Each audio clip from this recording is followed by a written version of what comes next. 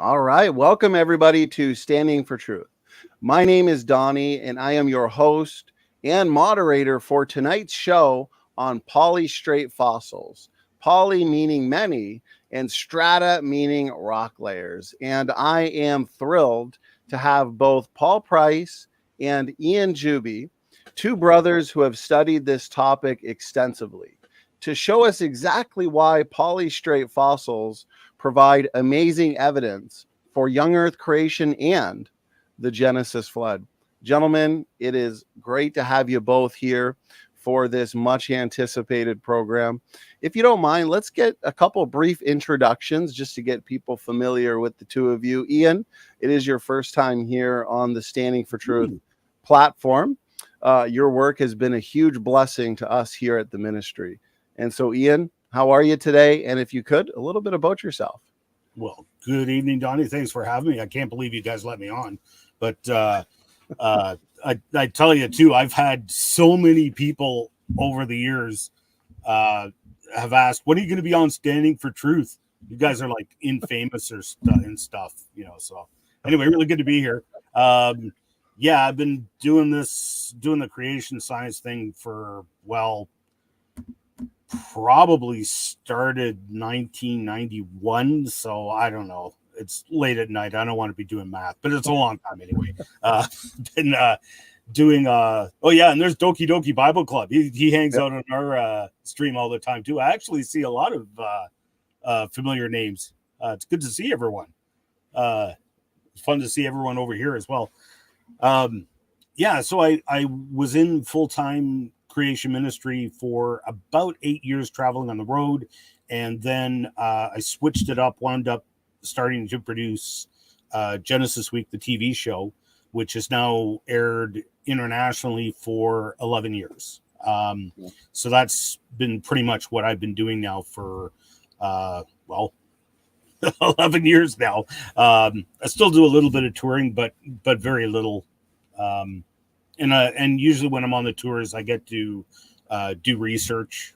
For example, that's where I did a lot of my research in Joggins. Although the first few times I went, it was just I'd heard so much about it in creation and evolution circles that I had to go investigate it for myself. And it was in Canada, so I'm like, this is perfect, Even though, like we were talking before we went live, we were talking about the distance and everything, and how all may be closer than you.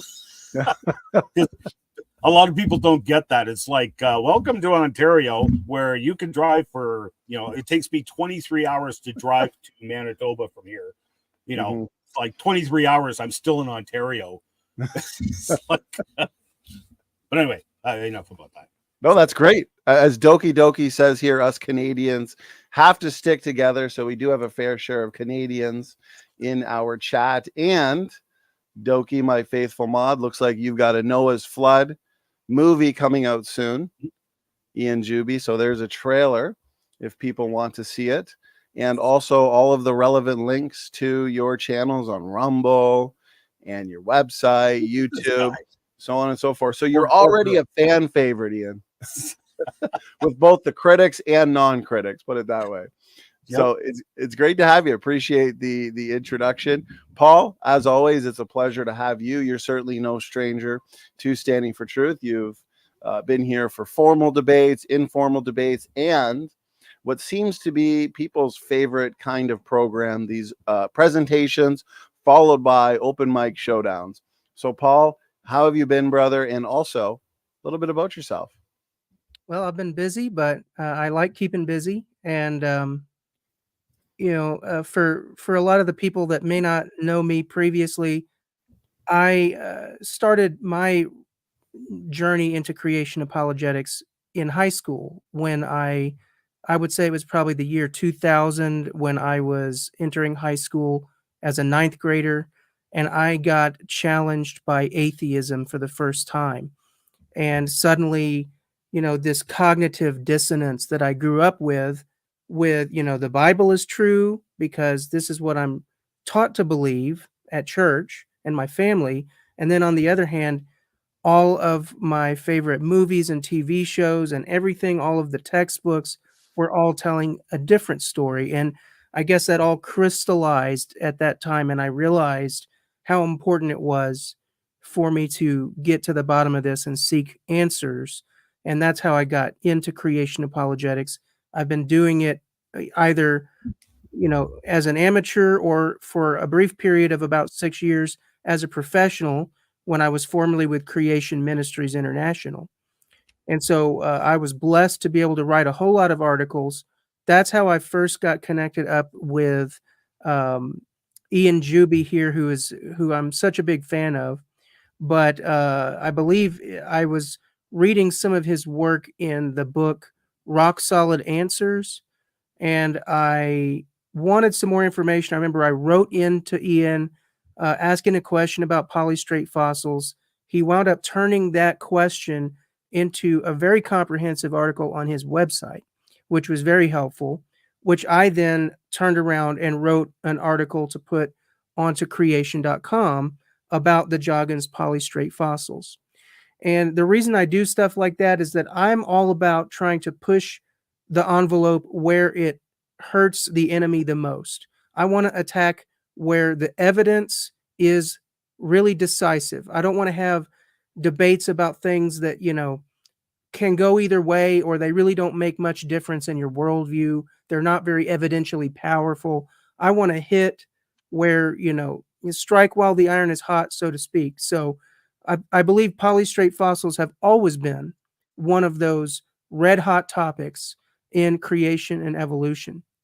And so when you approached me about, well, what do you think we should talk about next? This is the topic that came to my mind.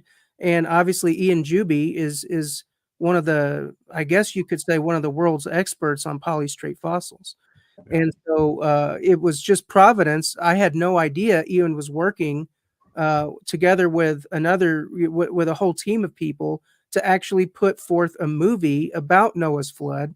I had no idea that was even going on. So it's very providential timing that we're talking about it right now. But I did get a chance to watch the preview that came out a while back of the movie, and it was really, really well produced, and I loved it. So I recommend it to people for sure.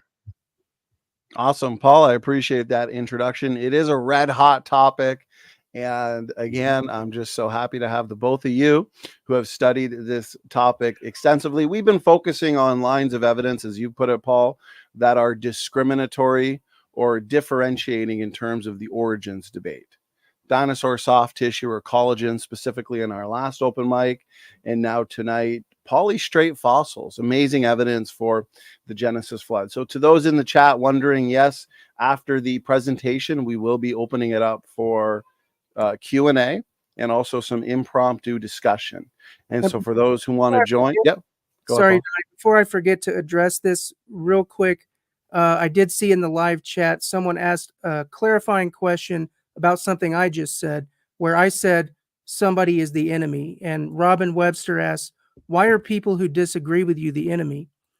I actually wasn't referring to people. I was referring to principalities. The Bible says we are at war cosmically, and the true enemy is not people who are ensnared in some type of deception or another. It is the powers and principalities and demonic forces that we are truly, at war with here. So those are the enemy. I'm not referring, to individuals and people as my enemy here, just to clarify that. But thanks, Donnie. Hey, my pleasure, gentlemen. This is going to be great. Evie Miller says the preview of the Noah's movie was fascinating. So that's great. Ian, excellent work. For those that want to see more from Ian and Paul, do check the description box of this video, where I do have the relevant links posted, including the article that you wrote on creation.com there, Paul. And of course, in the live chat, we've got all the relevant links there for people. So with that, let's get right into the presentation. I am pumped for this. I'm excited to see what you are going to present here, Paul. And so whenever you're ready, the floor is all yours. Yeah, so the Joggins Cliffs. Now, for the audience, what I want to try to do here is to really provide a scaffolding for this important topic and kind of get us a baseline. And then from there, our guest Ian is going to have the platform to shine as the real expert here. but I wanted to put together a good scaffold, if you will, to just get us started off on this topic. So that's what this presentation is. The Joggins Cliffs, Polystrate fossils, and other fascinating features. So going back to the very beginning of the origins controversy in the Western world, the Joggins Cliffs have played a central role in the debate. Lyell himself and many after him have attempted to interpret this evidence according to a belief in millions of years of past history and without reference to the flood. Ironically, though, Joggins represents one of the most striking places on Earth, demonstrating clear evidence of Noah's global flood. So I've curated a few helpful little clips here that I want to show as part of this presentation. So this will be the first one. And yeah, this is obviously coming from a secular point of view, but let's get an intro here onto these cliffs. It's amazing to realize that the classic section of the Joggins fossil cliffs, which is about 1 kilometer in length, represents about 1 million years of geological time. Just above me here is the Fundy Forest. In my opinion, this is the best location along the whole Joggins section. More important fossils have come from this location than anywhere else in the whole section. We're finding fossilized trees with amphibians and reptiles inside, and the next big fossil is probably going to come from this location.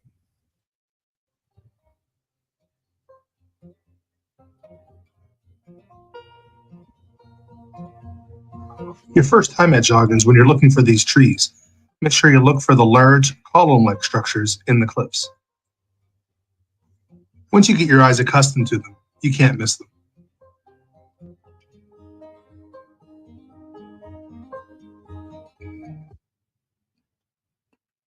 All right, so that's fascinating. Now, this next slide here has a little clip of a video introducing Grand Canyon, which is another one of these really striking places where we can see lots of exposed strata and we can see so much evidence for the flood. But I want you to notice a couple of things. Notice how they appeal to a succession of gradualistic events over a long period of time in order to explain how we get the layers. But I also want you to notice just how vastly different the timescales are between these two features here. Pretty awesome, isn't it? The Grand Canyon is one of the most spectacular natural wonders on Earth. 277 miles long, 18 miles wide at its widest, and more than a mile deep into Earth's crust. No one was around to see it form, but its story is written in all of those beautiful rock layers. Geologists are kind of like time-traveling detectives. They look for fingerprints here and there, retrace the footsteps to retell Earth's story as best as we can. Now, the Native American people in this area call this canyon Kaibab, which means mountain lying down or upside down mountain.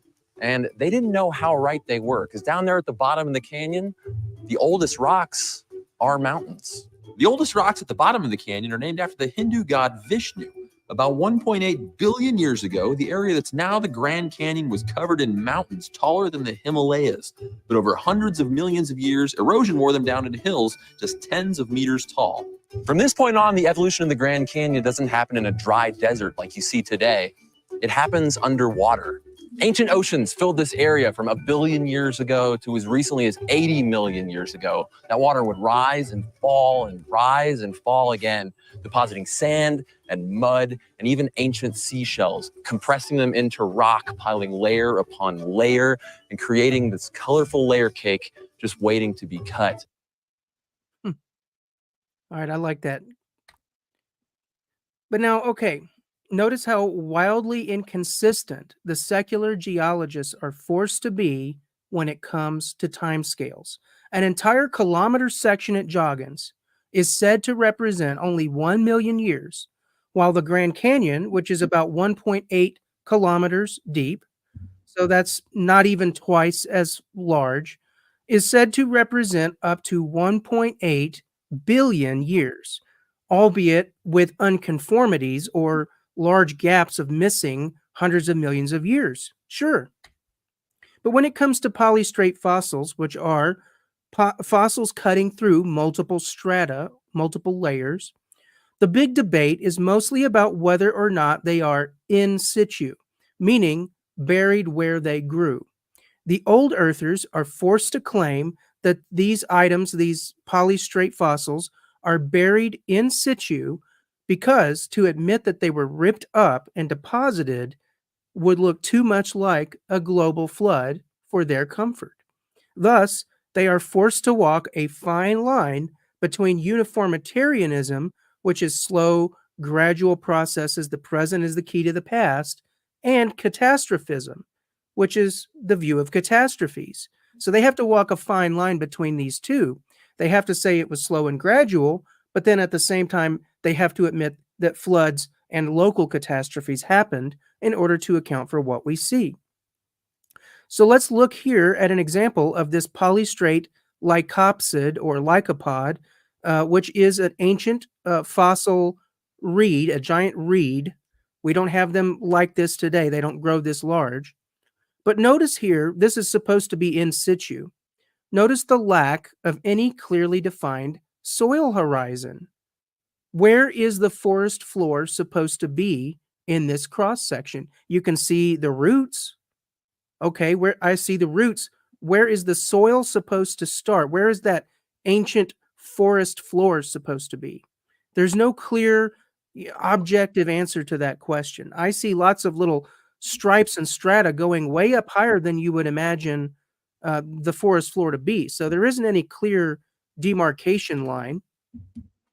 Now, according to this particular peer-reviewed study, the role of evaporite withdrawal in the preservation of a unique coal-bearing succession. So it's talking about Joggins. It says, and I've highlighted the relevant portion here, Joggins lycopsids are generally entombed by stacked packages of heterolithic strata that make burial by a single catastrophic flood or earthquake unlikely, according to undocumented personal communication from J.H. Calder. Okay, I want you to remember that. Stacked packages of heterolithic strata. Now it goes on to say, if complete burial is assumed to have occurred within 100 years, and then it goes on to talk about the rate of sedimentation. So according to them, according to the secular viewpoint, this entire polystrate lycopsid is supposed to have been buried top to bottom in no more than a century. So talk about deep time. That's not deep time at all. A century is very rapid, but they're not willing to say that it happened all at once. Now, the information that I learned here in this particular presentation and others like it that reference this material was a really big eye-opener to me, and I think it's going to be an eye-opener to a lot of you because this just isn't something that gets talked about. So let's listen here to Drama in the Rocks, just a curated clip that I've got here of this documentary here. One of the problems facing geologists today is the fossilized tree. There are a number of examples in Australia and America and elsewhere where a fossilized tree can be seen running vertically through a number of coal seams. Here's an example from the coalfields of Birmingham in Alabama in the United States. Some of these fossilized trees, 12 meters or more in height, can be seen running through a number of banks. This model gives some idea of the situation. Now, the curious thing is that we are told that any one of these banks takes millions of years to form. Now, if this was the case, it would take millions of years to bury the tree.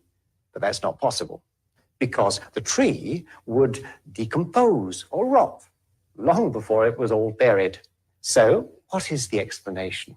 It's important to know the difference between a layer and a bank.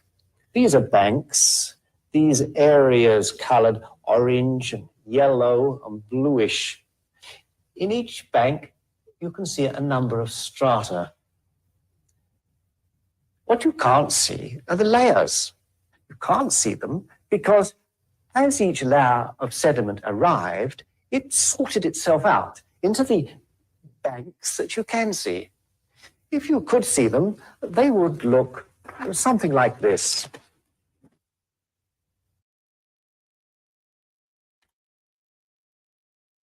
One of the first sedimentary rock experts was a German. His name was Johannes Walter. Whilst in Italy at the end of the last century, he examined the sediments in the Bay of Naples. He discovered, by boring vertically downwards through the sediments in the bay, that the banks that lay on top of each other were in the same sequence as those that were lying next to each other horizontally. The sequence of banks that could be seen lying side by side as he went from the coast out to the sea was the same as the sequence of banks that lay on top of each other in a downwards direction. He realized that the belief that the bank at the bottom was older than the one on top was wrong. Quite obviously, all the banks, the one at the top, the one underneath, and the one at the bottom, were all still forming. They were forming sideways, so that part of the top bank was the same age as part of the bottom bank.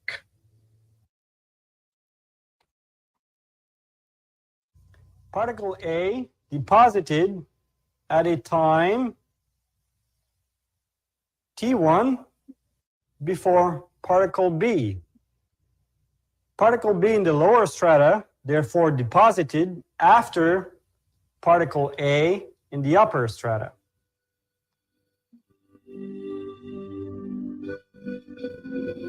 Increasing the flow depth while keeping the discharge and the supply of sediment unchanged results in more complex sedimentary features. Substantial deposits accumulate with features including deltas, dunes, and ripples at various stages of development. A dried delta, viewed from the plume sidewalls, displays clear stratification characteristics in terms of superposition of deposits with similar particle size distribution. A cross-section is cut through the delta to examine the primary features of deposits of sediment mixtures carried out under steady flow and a continuous sediment supply. The cross-section displays a clear superposition of strata of fine particles in white and coarse particles in black with clear lamination. Looking at the cross-section of superposed strata, it is tempting to conclude that the strata correspond to successive sedimentary layers, that they result from discontinuous sedimentary periods, that each strata is younger than the one underneath it and older than the one above it, and that all points of the same strata have the same age. The stratification experiment invalidates these hypotheses because these strata are not identical to successive layers. Moreover, clear stratification is observed on the continuous supply of heterogeneous sand particles. I like this guy's style, by the way. So it's just shocking to me. It's so amazing when you see that strata that look very similar to what we see at places like Grand Canyon and Joggins can be formed rapidly, and in fact they do form rapidly based on the laws of physics, based on the characteristics of the various parts of the sediment slurry. They sort themselves out, and that's why you see these nice, neat, well-defined straight lines, which is very much not what we would expect to see if there had been long periods of erosion between these layers. So based on what we just learned, I've kind of made my own little rudimentary CGI reconstruction of how I think Joggins may have formed. We can let Ian, weigh in on my skills here, but basically I made it in Paint 3D. So what we've got here is Noah's flood happening, and just like we saw in this video, the stratification happens rapidly as water is moving.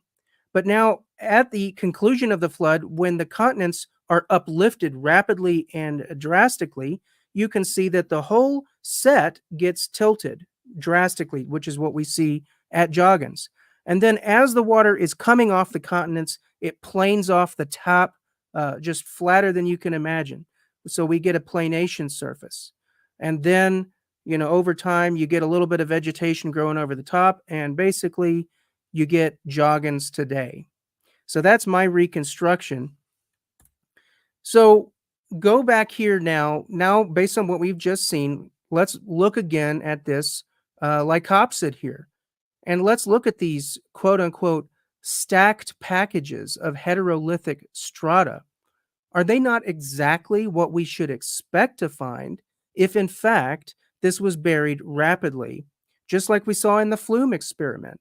What was Calder talking about when he said that these stacked heterolithic strata would somehow not lend themselves to that explanation? On the contrary, they seem very hard to explain. If these were a series of smaller floods in the same area over a period of only 100 years, why are you going to get totally different composition? Why are they so heterolithic? That doesn't make sense. The only thing that makes sense of it is a rapid global catastrophe. Now, also, can you imagine what this is a hollow reed with a soft, pithy center. It's very large, but it has a soft, pithy center. Can you imagine it remaining upright, waiting to eventually get fully buried by a whole succession of local floods for up to a century? That definitely sounds fishy to me. Now, here's where I'm going to address one of the more well-known critics of young Earth creationism, Dr. Duff. I believe he's with us here tonight, so I'm very happy to have Dr. Duff to be able to have this conversation. But one of the things that he wrote on his site is that a cataclysmic flood that caused all these layers of rock to form in days has no power to explain the presence of only amphibians and reptiles to the exclusion of all mammals, dinosaurs, presence of ripple marks, and tracks. So I'm not going to read everything here, but you can go to his website there if you want to read the full article. But boiling down Dr. Duff's list of objections, he names some things that he says we should not find if this were from a global flood. And then he also implies a list of things that we should find, but that we don't. So according to Dr. Duff, and again, if I'm understanding him correctly, we should find 1, flowers and pollen, and we don't. 2, mammals, and 3, birds. I'm assuming he thinks we should find these things simply because we would argue that they were all alive on the earth at the time of the flood. So this type of argument is called an argument from silence. And it can be a good argument sometimes, but it's only ever as strong as the reasons you have for asserting that those things should be found in the first place. Does that make sense? So the strength of an argument from silence comes from how good of an argument you have that the silence shouldn't be there. So what strong reasons can Dr. Duff provide to support his claim that these things should have been found when they weren't? Does he know what the ecology of the pre-flood planet looked like and where everything lived in relation to everything else? Why assume that these things should have been buried together in the same place? And furthermore, we can ask another question. What percentage of all the fossils yet to be discovered at Joggins have ever been cataloged? What percent have been lost forever without being cataloged? We don't know.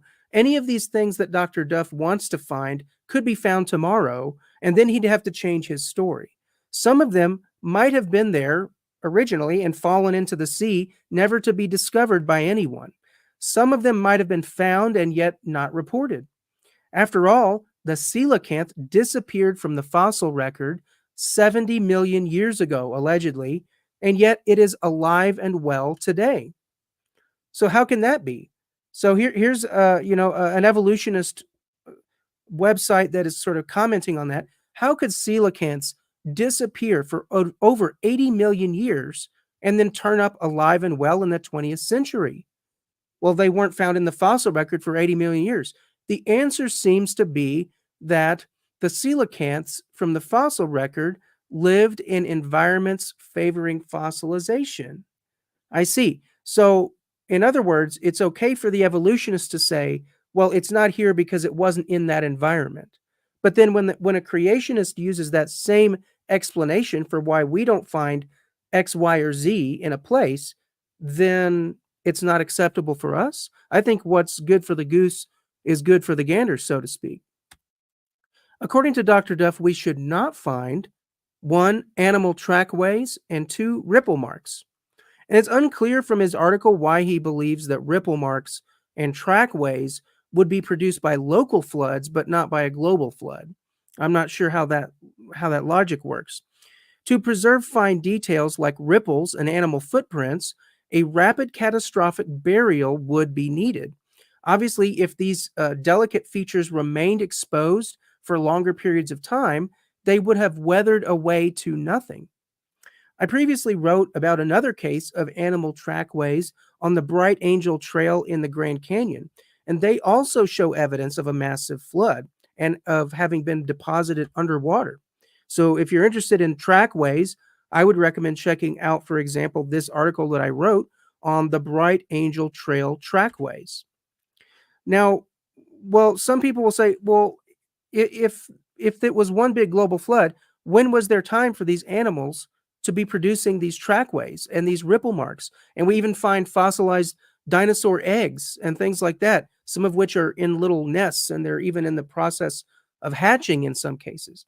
Well, Mike Ord, who's been on this channel many times, he developed what he calls the BEDS model, BEDS standing for briefly exposed the diluvial sediments. And this gives us, I think, a very plausible explanation for how things like dinosaur eggs, ripples, trackways, etc., may have been preserved during the flood. So check out Mike Ord's article on the BEDS model.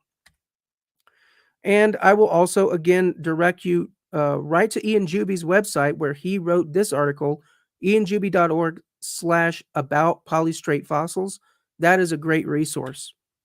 One of the things that he mentions, obviously, he took these photos, and he's actually documenting where we're seeing something called negative geotropism, where roots can actually be apparently seen growing upwards above what is supposedly the soil horizon. Now, I know a lot of skeptics are going to want to say, well, Ian, you just drew those lines on there. Those are make-believe. So I'll let Ian handle that type of a remark. But it seems pretty clear to me that we're seeing features here that do not comport with an in situ situation. Here's an example of a root coming from a lycopsid, and you can definitely see that the mud around that root seems to be of a different composition and color than the surrounding sediment, almost as if that root still had some of the original mud from where it grew clinging to it, and it was uprooted. And then another thing that Ian documented was logs like this one here laying prostrate and actually compressed vertically from extreme pressure of overlying sediment. But obviously you can't compress hard rock. This would have been compressed while it was still a log. And with that, I'm going to stop here, and I want to invite Ian to share any thoughts that he has so far. And Donnie, you can kind of moderate and decide if you're ready. And if we have a big lineup, I'm not sure of people wanting to join in the open mic at this point. But Donnie, I'll hand it over to you. Okay, I appreciate that. And the visuals, Paul, as always, very comprehensive. Why don't we hand it to Ian Juby? I'll post the StreamYard link in the live chat, and we'll see if any of the critics or skeptics want to join to challenge anything that's been said so far. So, Ian, I'll hand it over to you for some thoughts on the topic, brother. Okay. I don't really have a whole pile to add. The one thing Paul mentioned with like wave ripples, for example, when you go to Joggins, especially at the Joggins Fossil Center, they will discuss this in the center. They will claim that there are riverbed channels that are visible in the strata, and they're basically they're bowls is what it is, but they're actually scours. They're not riverbeds, and some of those riverbeds. So when you look at a cross section, the strata dips down into a bowl shape. Well, some of those down below Lower Cove, stratigraphically just below Lower Cove, you can actually see wave ripples in those layers in the alleged riverbed, and the water ripples are actually going across the river channel. So anybody who goes to Joggins can go and see that for yourself. It's just immediately, that would be due east of Lower Cove. If you just hop down to the beach in Lower Cove, there's a very prominent one just out there, not too far away, and all those layers are exposed. Another thing that here, I'll show you on the screen. This was something that we found. I went in, I think this was 2003. We were with the Creation Science Association of Quebec, and a big group of people. We all went there, and from the very first year, these were claimed to be raindrop impressions. And the argument, of course, was that these could not be preserved in a global flood. I disagree on that, but let's take this and run with it for a second. For years, I and many others have found rocks just like this, and this would have been what they thought was like the negative impression. So you've got a layer of mud laid down, raindrops come down, leave these dimple marks, and water drops in the mud, and then another layer of mud fell on top of that, filled in the pits, and hardened. And so that layer on top is what they claimed were these bumps. Well, eventually, many years later, I actually found the layer where all these were coming from, and that is actually upright. So we're not looking at raindrop patterns, we're looking at bumps. So what was it, raining mud drops? I don't know. Your guess is as good as mine. All I'm saying is, first of all, raindrop impressions, wave ripples, etc., really are not a problem within a global flood context.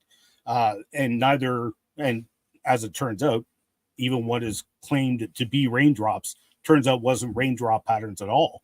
It was actually bumps. It was actually mud. That's a good illustration of how what we're doing here is we're trying to act like detectives. We're trying to be like piecing together a crime scene. And obviously there's a lot of subjectivity there. And there's a lot of, well, we just so happen to find what we just so happen to find. And so that's why I always point people to a reliable historical record. We have to have that baseline. Otherwise, we're just making up stories. And that's kind of what I tried to bring out when I gave that presentation on historical versus operational science. But Ian, how would you respond to the critic who says, well, Ian Juby just drew those, he just opened up Microsoft Paint and drew make-believe lines on the picture that don't really represent reality. And I can't see any upside down stumps, and all of that is just, wishful thinking. How would you respond to that? First of all, it's absurd. Secondly, go to Joggins. I've told people where to go and where to look, and they can go and see it for themselves. And I am not the only one to document this. Harold Coffin documented the negative geotropism. John Mackay, also, who's a geologist who has spent a lot of time at Joggins, at least as much as I have, maybe more. John has also documented the negative geotropism. Harold Coffin also documented inverted polystrate stumps. John Mackay documented them as well. I figure it was probably 1 in 100 would be a quick guess. So, I mean, that's a ridiculous accusation. And I mean, This is the picture right here. Now, unfortunately, this has fallen out of the cliff, so you can't go and look at this one. But this is just a classic example, and you can see the root for yourself. Here it is. Just trace it out. And here it is again. Yeah. It continues on. In fact, it continues on off the photograph. It even carries on farther than what I photographed. But this was my first year ever at Joggins. I didn't have a clue what I was doing. In fact, I walked by this stump 3 days before I saw it. And this is one which also has an inverted stump upside down buried underneath it. And there's it had fallen out of the cliff. But again, you can see the roots. And the negative geotropism, the roots are actually coming up above what would have been ground level. Yeah. Which is a major point. So it's not in situ, basically. That's one of the reasons for saying it's not in situ. Correct. Yeah. Now, another thing that I've had skeptics say to me is, why is it that only trees and these giant lycopsids are ever found polystrate? Why don't we find other things polystrate if it's a real phenomenon? My understanding is that that's simply not true, and that we do find other things besides trees polystrate. What do you know about that? Yeah, and that gets tricky. The reason being is because how many layers does it have to cross for it to be considered polystrate, for example? Well, I would say one. What's that? I would say just if it's in more than one layer, that's it. That's polystrate. But yeah, true. And if you're arguing from the perspective of these layers do require at least, say, hundreds of thousands, if not millions of years. I'm just trying to be kind of fair about the debate, right? Yeah. But there are others, and I can't think of any right now. But especially because the plant fossils are the ones that have caught my attention the most, or I've spent the most time studying. One that does come to mind, Green River Formation. You will actually, if you go to the quarries there, John Mackay was the one that pointed this out. You can go to the quarry and you can quarry your own fossil fish. Well, you also occasionally find fossil fish poop, coprolites. Yes. And the coprolites are polystrate. Yeah. So, okay, is this the worst case of constipation we've seen in the fossil record? What's going on there?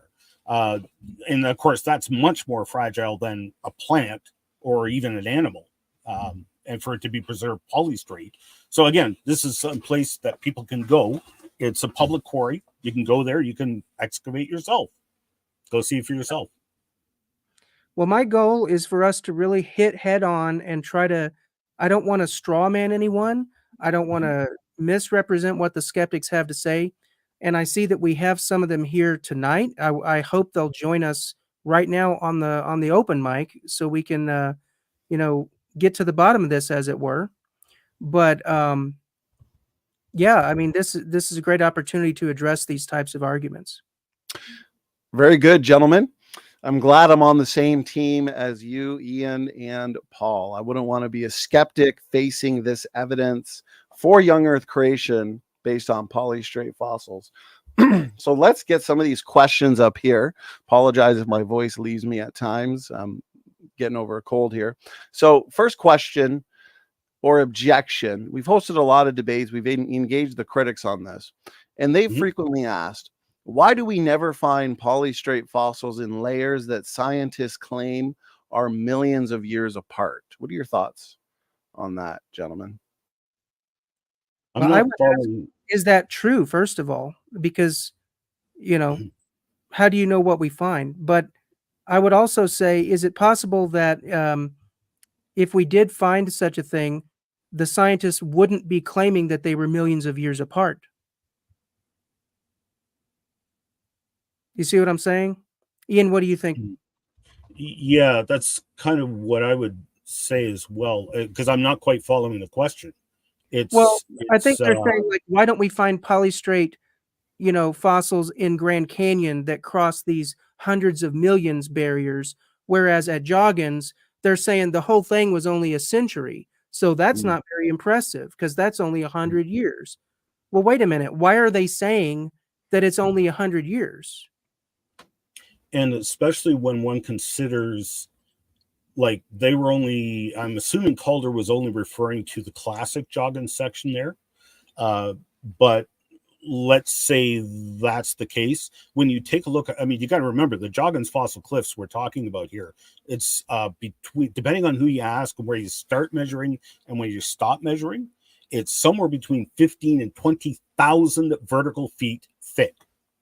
So it's So if you want to sum all that up and say that happened in a century, okay, I'm okay with that. Are you willing to accept that?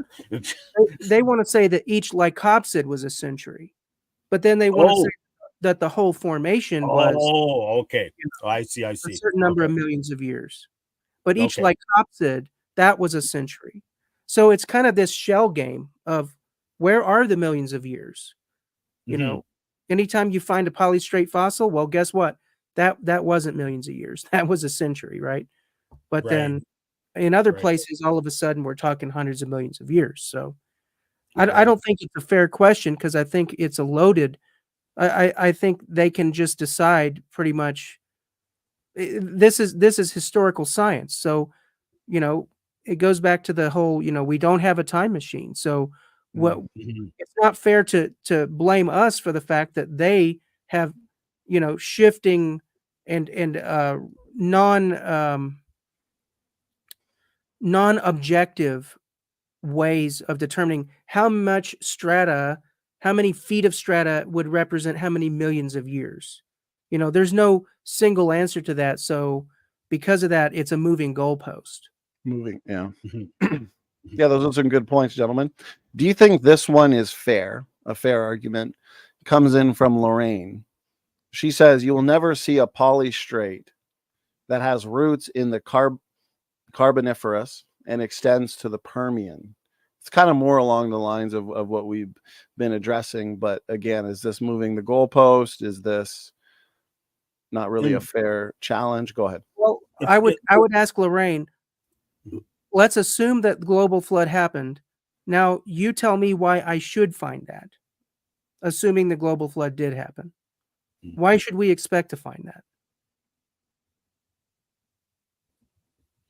I don't know if I would also jump in that we may actually, that may still be there. Sure. And this doesn't quite go to the Permian, but pretty close. Not far from Joggins, on the other side of the Bay of Fundy, is Blue Beach, which is also, I believe they also designated that as a protected site as well now.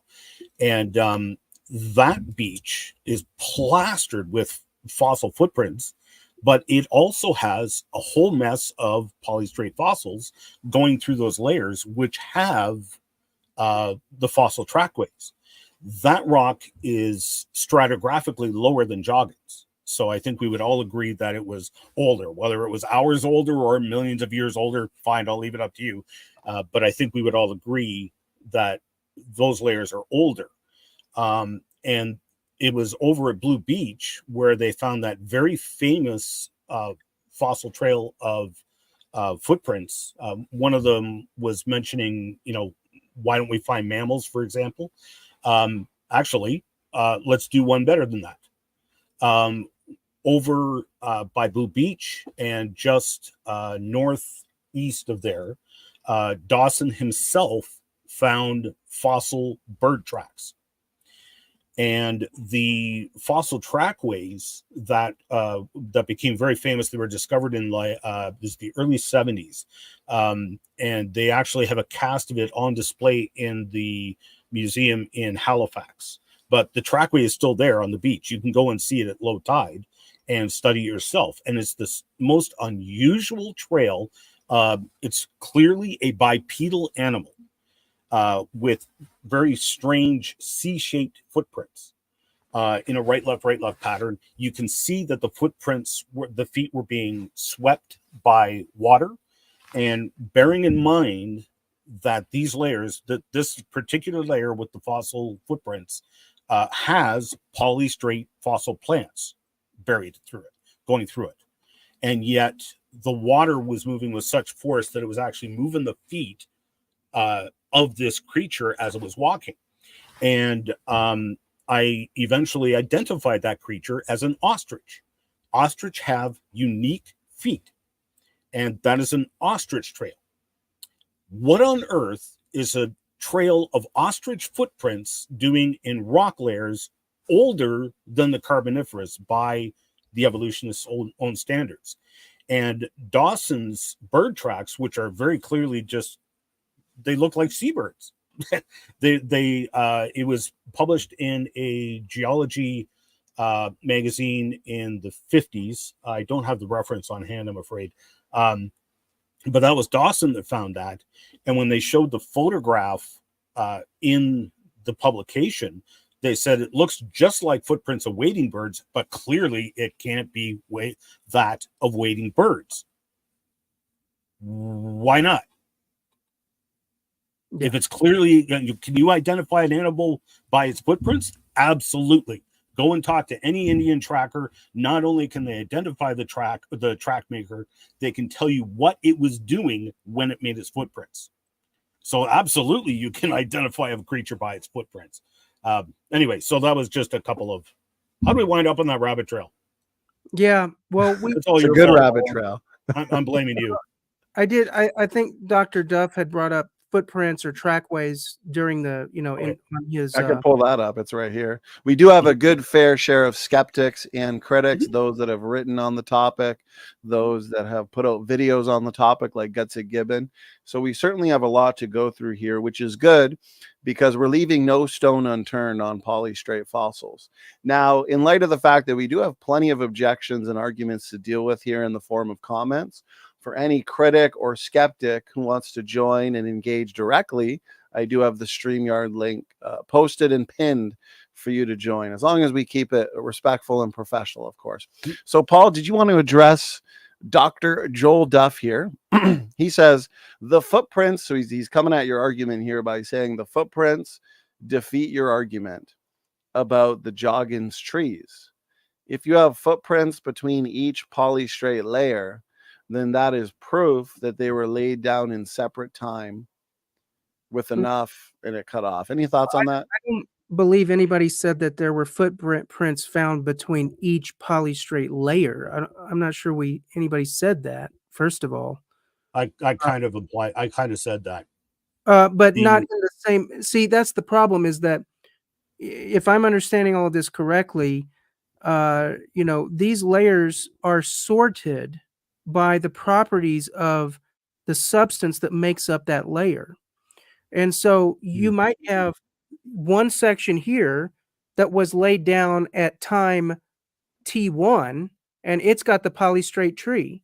But then come over here. Let's think back to that presentation that we just saw, the drama in the rocks. And they showed how at a point in time, you're actually going to have all of those exposed at the same point in time, and they're still actively forming.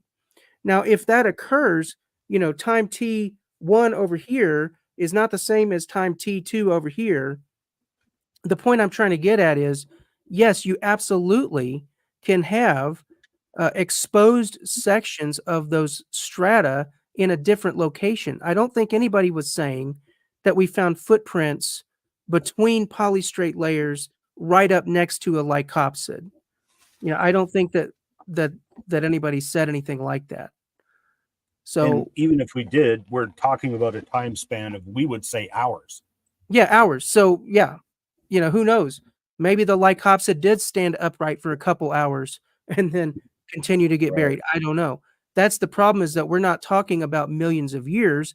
We're talking about hours or days as the flood rose. And remember, don't forget, we have the beds model, briefly exposed diluvial sediments. So yeah, global flood didn't happen in the blink of an eye. It was a process. And throughout this process of the rising floodwaters, you would have had moments of abatement. And during those moments of abatement, you would have had opportunity for trackways to be made, right? Dinosaurs to lay little nests of eggs, things like that. And then it would turn around and get covered up rapidly. Yeah. I don't see it as a problem for the model. It's a great point. Yeah. And if I may jump in on that as well with Dr. Duff's comment.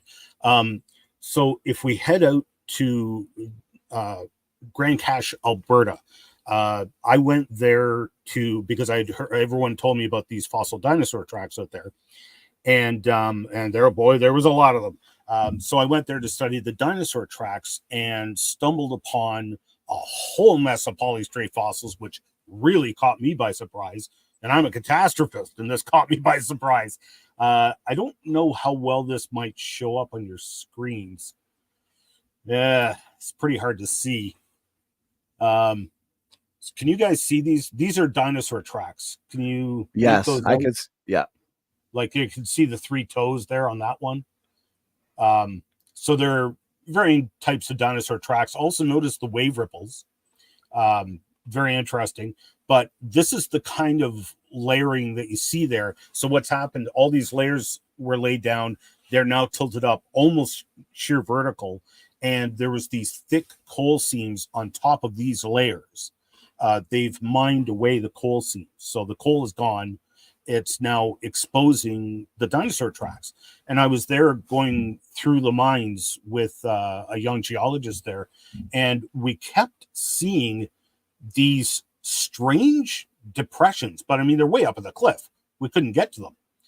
And there was a lot of them, like dozens at least. So this whole surface is just peppered with wave ripples and dinosaur tracks.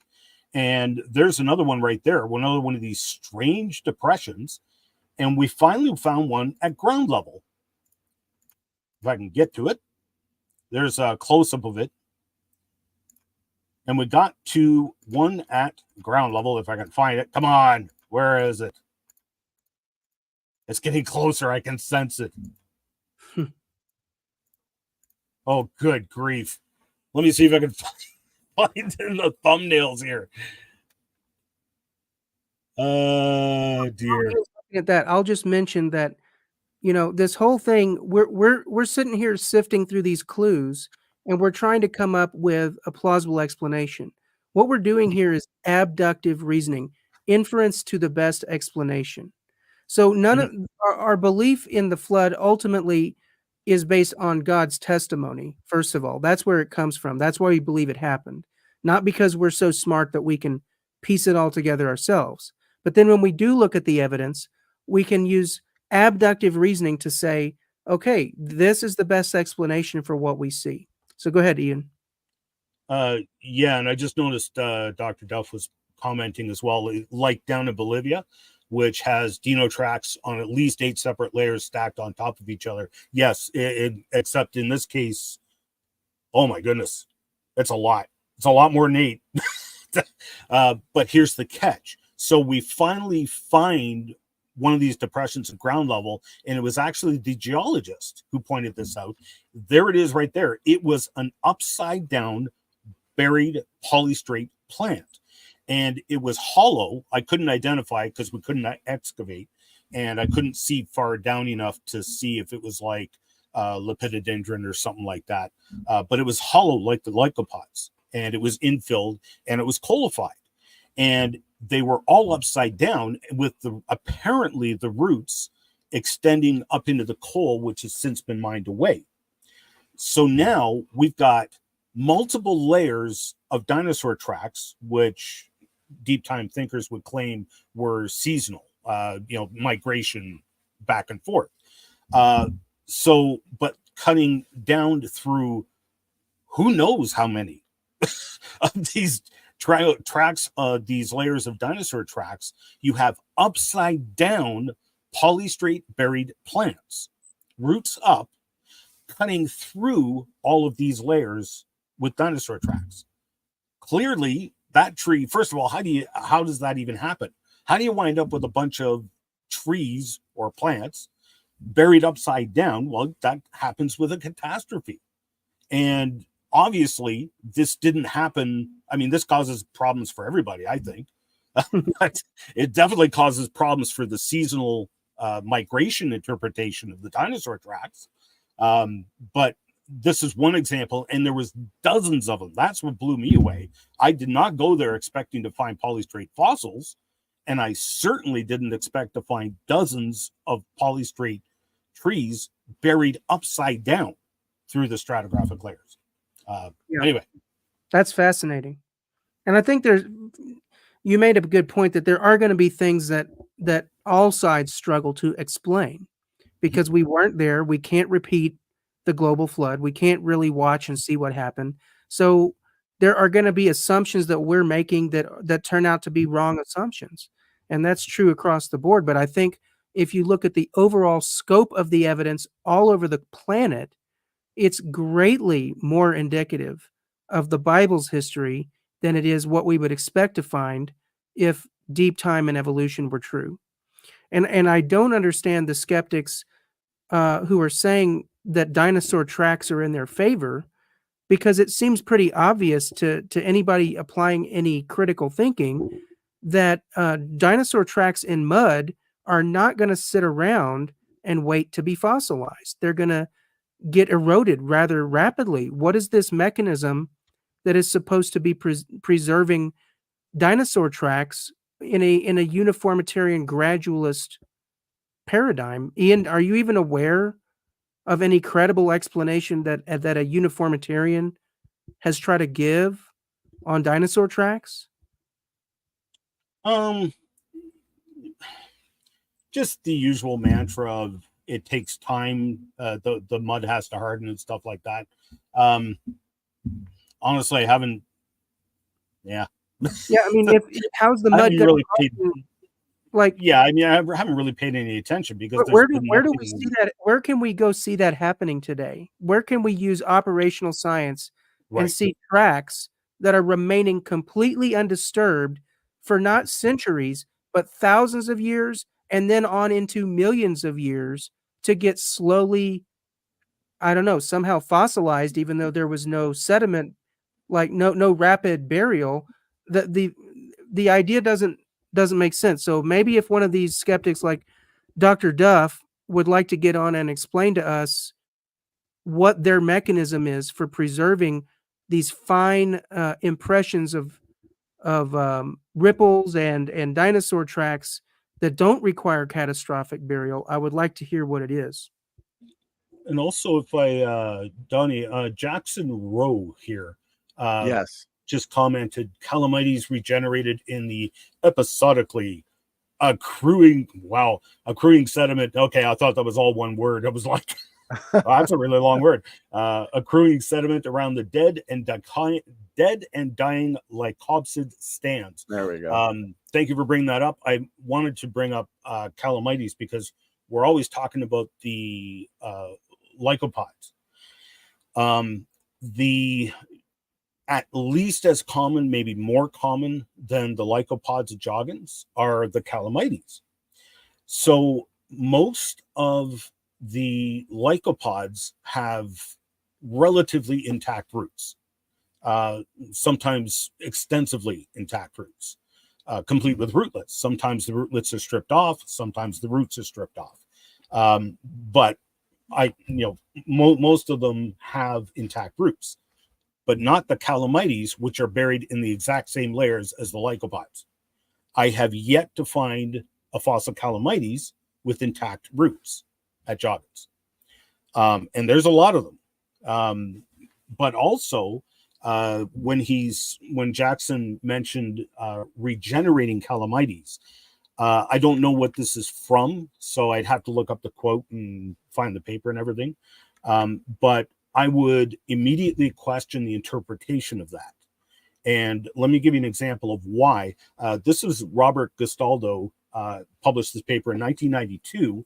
And in it, he claimed, this is fossil Calamites, and in it, he claimed that it actually regenerated and grew new roots at different levels through the strata.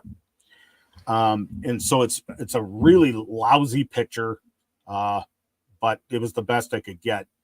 Can you see that, Donnie, on my screen? Or can you guys see yes. Yeah, I got it up now. Okay. So what he's pointing to here is these here, which he is claiming are roots. And so as this Calamites grew and the layers of mud buried it, it grew new layers of roots or new levels of roots along the stem in response to its burial over time. John Mackay and myself both took one look at this and we said, that is an upside down Calamites. But because of Gastaldo's assumptions, it's polystrate, it's in situ. Therefore, these must be roots. They're not roots, they're branches. It's been buried upside down. You will not find a modern day example of calamites growing roots at different sections on its stem. It just does not happen. And these things can go quite deep too. The modern day calamites, they're still around today, just a lot smaller.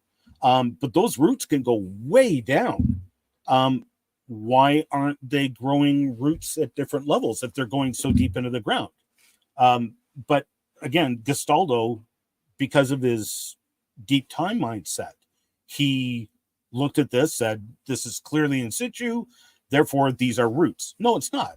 It's an upside down polystrate fossil calamites. Anyway, get me off of rabbit trails again. No, these are great rabbit trails. This is fascinating, Ian. I love how comprehensive it is. Dr. Duff gives you a compliment on your presentation. So we appreciate that, Joel. And he says this about the calamite, that it has an extremely small root system, scouring rush, and grows in wet areas, has nearly no root system, just enough to hold itself up. Did you want to speak to that, Ian? No, that's a fair argument. I'd accept that. Yeah. I would still expect to see even a small root system though. And I mean, I've oh my goodness, I've lost count of how many I've looked at. You can often find the root balls, but there's no roots. They're just gone.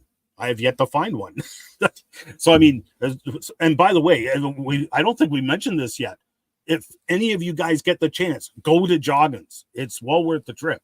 What did we figure you were, how far a drive were you, Paul? 25 hours, something like that? Much further than I'm likely to make. I know that. Come on, we'll make a date. We'll go there. Come on. But go to Joggins. Look at it yourself. You can study it for yourself. Don't take my word for it. Go. And go year after year after year, because it is constantly, I don't think we mentioned this as well, but because of the Bay of Fundy, the tides are constantly eroding the cliffs. Every year is new fossils, which is unfortunate because the ones you just looked at are now gone. They get destroyed, and quite quickly.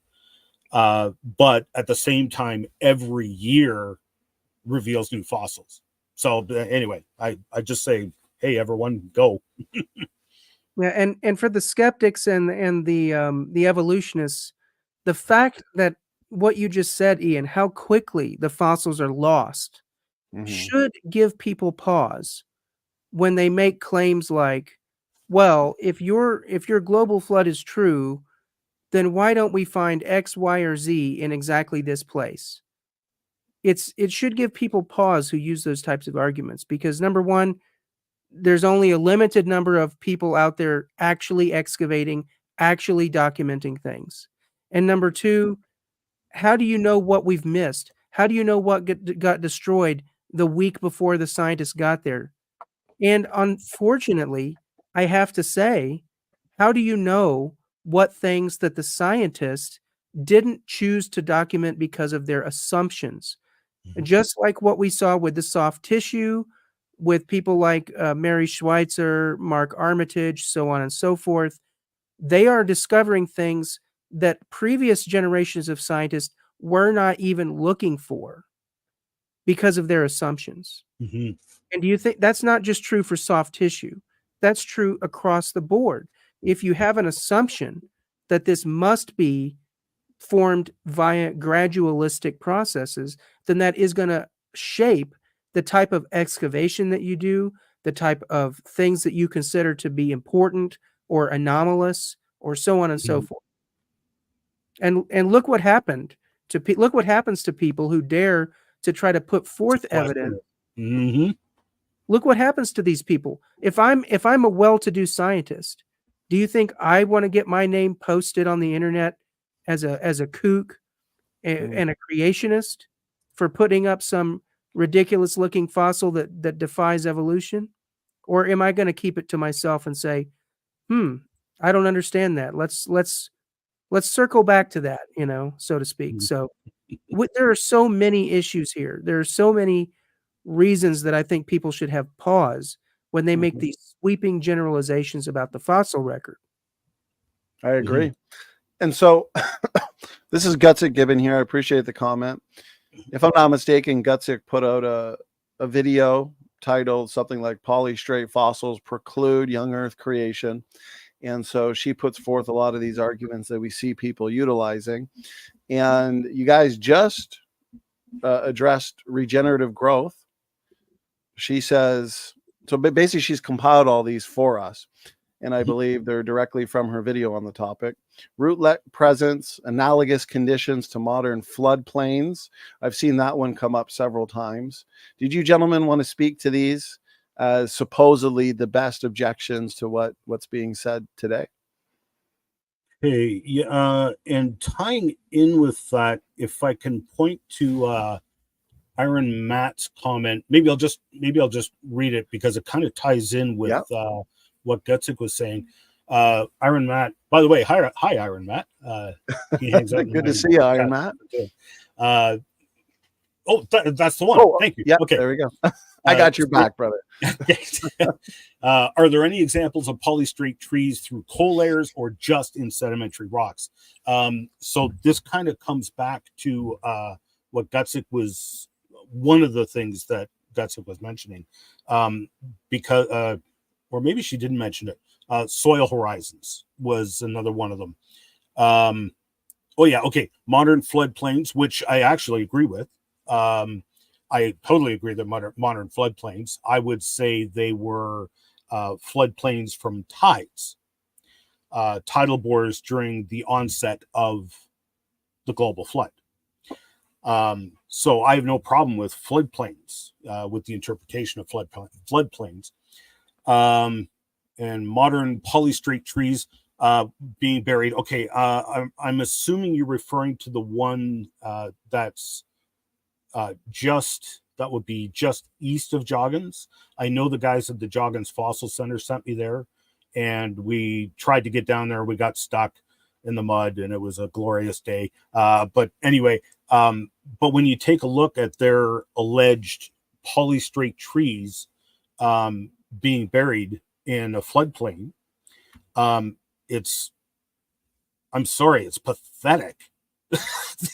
There is no comparison at all. Go there and take a look. Okay, it's a bunch of trees that are dead and they're hollow and they're rotting, and they have absolutely no comparison to the Joggins fossil plants, like none, zero.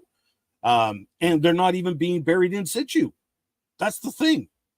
They're a bunch of dead trees in a stand is what it is in a swamp. But coming back to Iron Matt's question, yes, polystrate trees do go through coal seams, but in the early days, I haven't heard this argument in quite a while, but one of the arguments the skeptics brought up was that the fossil forest horizons were always found in coal layers, which is not true. In fact, the alleged soil horizons that fossil forest horizons that they claim, sometimes it's coal, sometimes it's sandstone, sometimes it's shale, and the trees will go through all of those kinds of layers. And again, go to Joggins and see it for yourself. Just bring a helmet.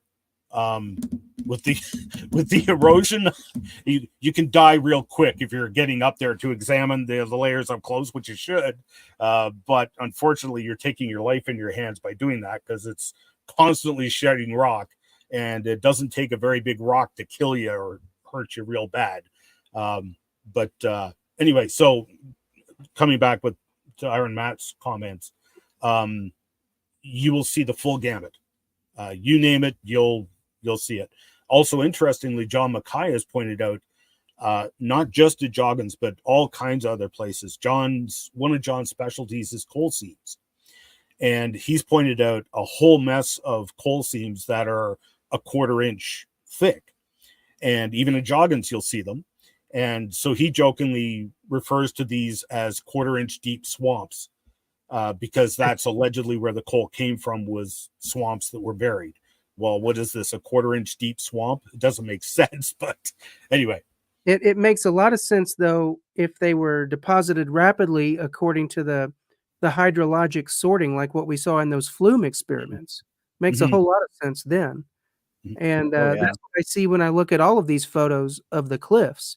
I see the same type of patterns that we saw in the flume experiments formed rapidly as a result of the sorting mechanism in physics, basically.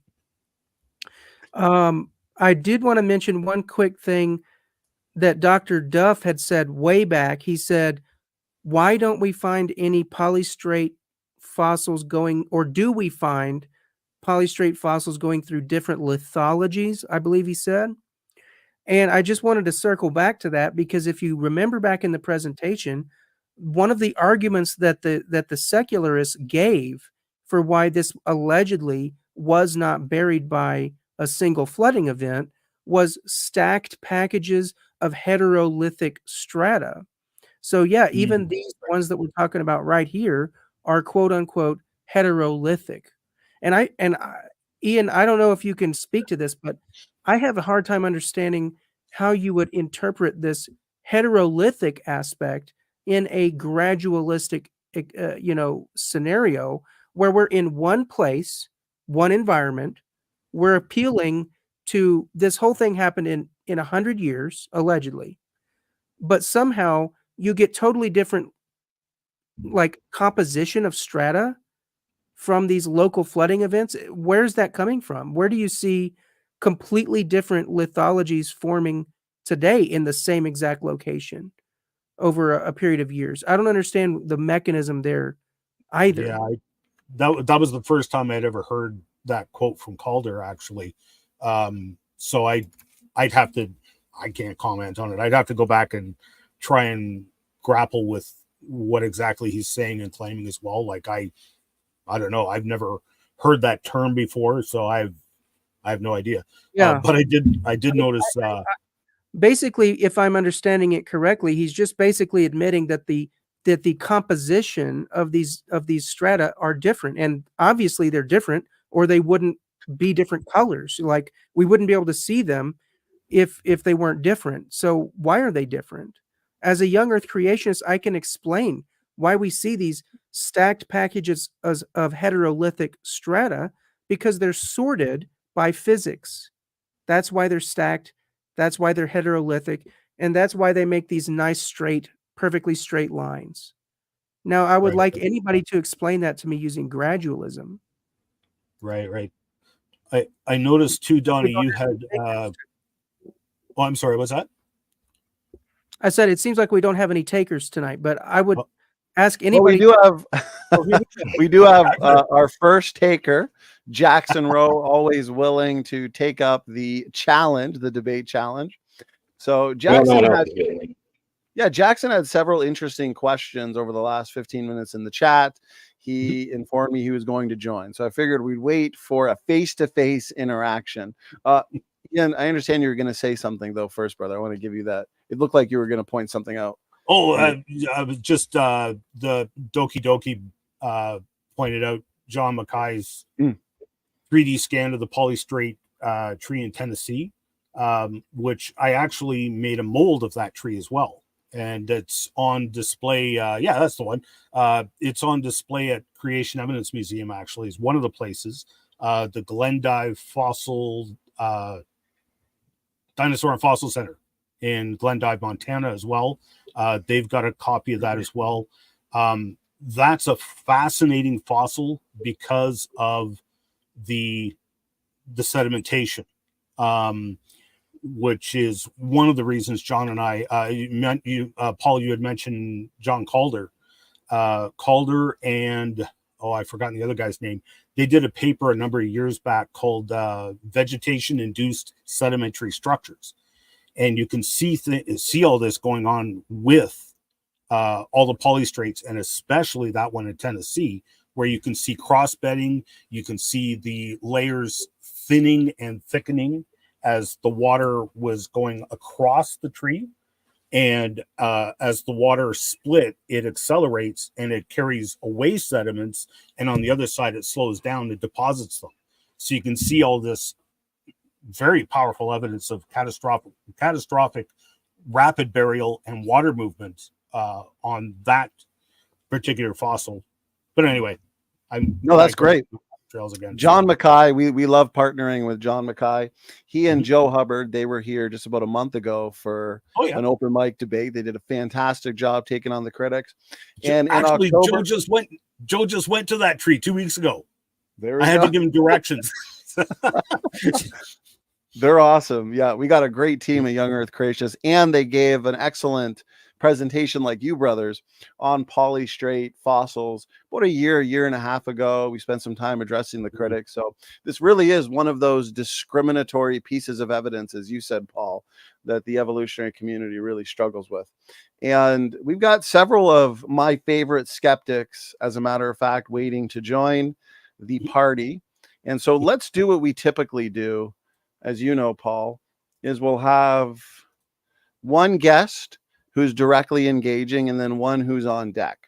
And so currently we'll have Jackson Rowe up, as he was first. I do see several Young Earth Creationists as well backstage. We want to allow the skeptics to join first, since it is an open mic challenge, and then we'll end with questions from our fellow creationists. And so we'll have Dr. Duff, I appreciate you being here as well, on deck. And so let's start with Jackson. Jackson, real quick introduction. And then which point would you like to focus on first? Go ahead. All right, what's going on? I'm Jackson Rowe, and I'm pretty into amateur fossil hunting. I actually was collecting a bunch of Carboniferous marine fossiliferous rocks a few days ago, piled like 100 pounds of it in this bin, dragged it up a hill to my car, which was a mistake. I swear I almost had a heart attack. I think, yeah. But anyway, I just have a few questions. I found a lot of like Calamites fossils and a couple of lycopods here and there, but you always find those in the Carboniferous, and you never find something like an oak tree or a cypress tree, an acorn, anything like that. And that's just really unusual to me. If all these things existed in pretty much the same environments at the same time, you would think you'd find an oak tree standing next to a lycopod. Why would that not be the case? Okay, good question. We actually do find them, and Joggins especially. My brain has gone blank. I've forgotten the name of the tree. It's a type of pine tree, and there's a lot of them. What's intriguing about that, though, is the hollow plants, like the lycopods and the calamites, are almost always buried polystrate. And when you do find them prostrate, they've been flattened. The solid wood logs, the pine trees, which the name will come to me at 3 a.m. So I'll give you a call then. Okay. Wallomy pine, is it? No, not the around for quite a bit longer than oak trees. Right. Right. And I'm simply pointing to other solid wood trees that are there. But I accept your point. I would have to question whether that's actually the case or not. I haven't found any. Obviously, you haven't. I haven't heard of any, but that doesn't mean it isn't out there. But the interesting thing is that the hollow plants were polystrate almost always, and the solid wood trees were prostrate. I've only ever found one that was it was a short chunk of log that was polystrate. Why was I saying that? Oh yeah, the pine trees. It's just an interesting. It might have something more to do with, again, fluid dynamics. I would be interesting to see if we could reproduce that phenomenon in a flume. I don't know, but Jackson, I would answer you by saying, let's just assume, for the sake of argument, that what you said is true, that we never find that in the fossil record together with that other plant. Okay? Assuming that is a given for a moment. Now, turning it back on me, you're asking me, why, like, or rather, I'm asking you, why should I expect to find that if the global flood happened? Why would that be discriminatory here? Should you expect to find it? Why you're implying that I should expect to find those two things together when I don't? And I'm Well, asking what your basis is for that. Well, it's kind of assumed that lycopod trees and like a cypress tree would live in a similar environment. So ecologic zonation doesn't really work. It's kind of, I mean, I would think they have similar density, so I don't know how hydrologic sorting would sort Well, them but out. the ecological zonation thing, Mhm. you're basing that on what? The type of environments their cypress trees live in, and But how lycopod trees much live does in. anybody know about the existing ecological biomes and environments that existed 4,500 years ago before Noah's flood, before the entire crust of the earth was recycled and Well, it's, everything changed on this planet? How do you know that the assumptions you're making about ecological zonation based on what we see today, how do you know that holds in a pre-flood situation? well, I was reading a paper about the Mason Creek site, and there's at least one polystrate lycopod tree there, and they assume it's a delta based on the silt in one section, and it kind of gets more granular as it goes out to the ocean, or what was the ocean at the time. So they can, just looking at the makeup of the geology, they can kind of infer what kind of environment it was. And a lot of creationists as well claim ecological zonation as an explanation for the alleged sorting of the fossil record too. I think that's probably what you're getting at as well. Yeah, Yes. and we already saw that that's exactly the explanation that evolutionists use to explain why the coelacanth disappeared for 70 or 80 million years out of the fossil record. So, I mean, I don't see how that, if that argument is against the global flood, then it also is against the opposite of the global flood, so it doesn't really get us anywhere. Because both sides have stuff missing from where we would expect to find it. And the fossil record has ghost lineages, we have missing lineages. So yeah, both sides have anomalous observations that we don't, like unanswered questions. Why do we see, or why don't we see something that we don't see, Well, I think a lone example like the coelacanth, I mean, there were in the Devonian, and I know there are some from the Cretaceous. I don't know how much more recent they get than that.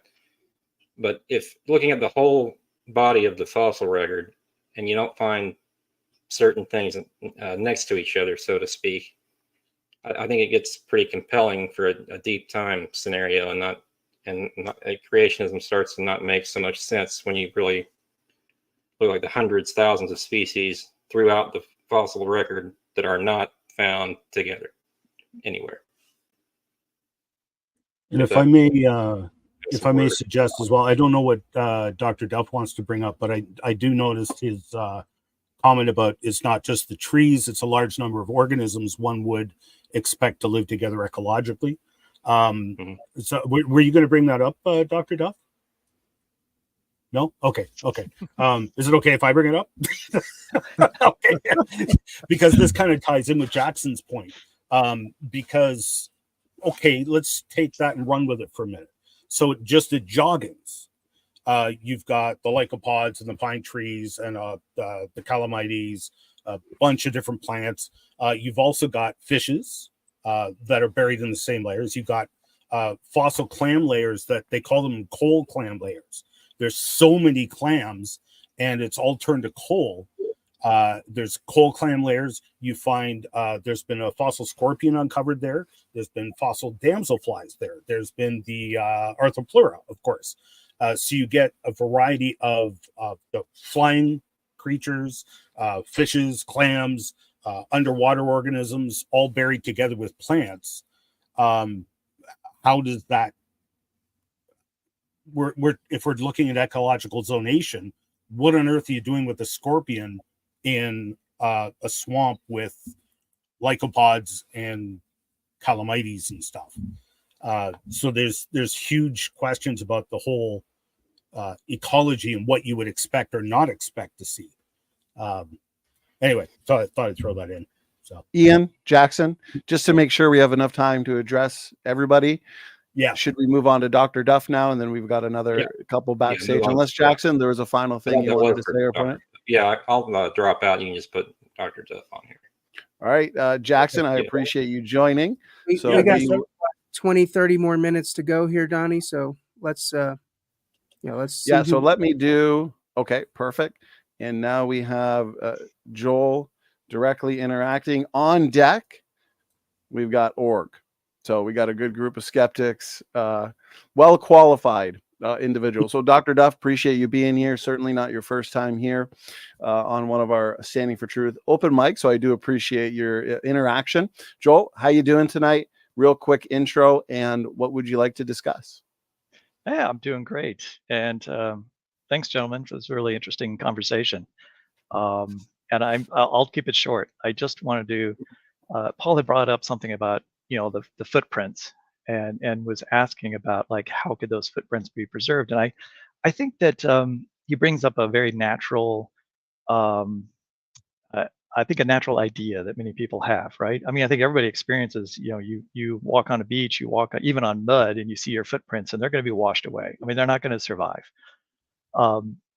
And so I hear that all the time. They can't be preserved. Like, how else would they be preserved? And maybe a global flood would instantly preserve them by covering them as soon as that they are laid down. But there are billions of fossil footprints, right? Not just in the flood record, but in the post-flood record. Now, I don't know what your exact position is on where the flood, post-flood boundary is. I know that there's lots of debate among younger creationists, but even if you have it in the, I'd say a high flood, or a high boundary marker, I would still say that there are many billions of fossil footprints that are present in post-flood rocks.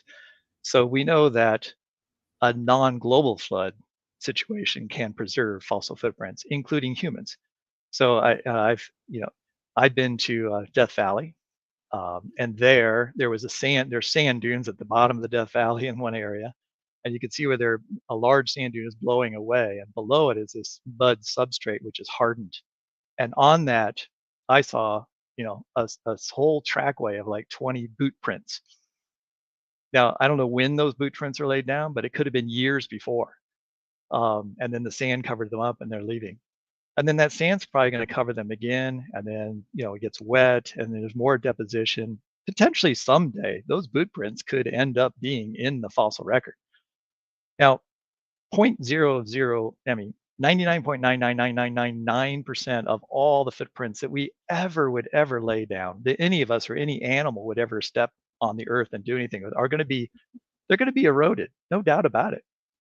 But all it takes is 0.0000001% of footprints to survive under some condition, even if it's a fairly rare condition, for us to have billions of footprints present in the fossil record. Without floods, without global floods, even without local floods, there are human footprints that have been found on sand dunes that are preserved in South Africa, in Spain, in the Southwest. And if you go to the White Sands National Monument, surely you've heard of the fossil footprint tracks there, where we have traced a person who has walked, thousands of footprints, walked back and met a sloth, or didn't actually, in that case, not met a sloth, but a sloth passed over that particular trackway. And we think that happened thousands of years ago, and yet their footprints are there readily for us to see. So the argument that, footprints will just get washed away, there needs to be some sort of really quick preservation of it, is not really accurate.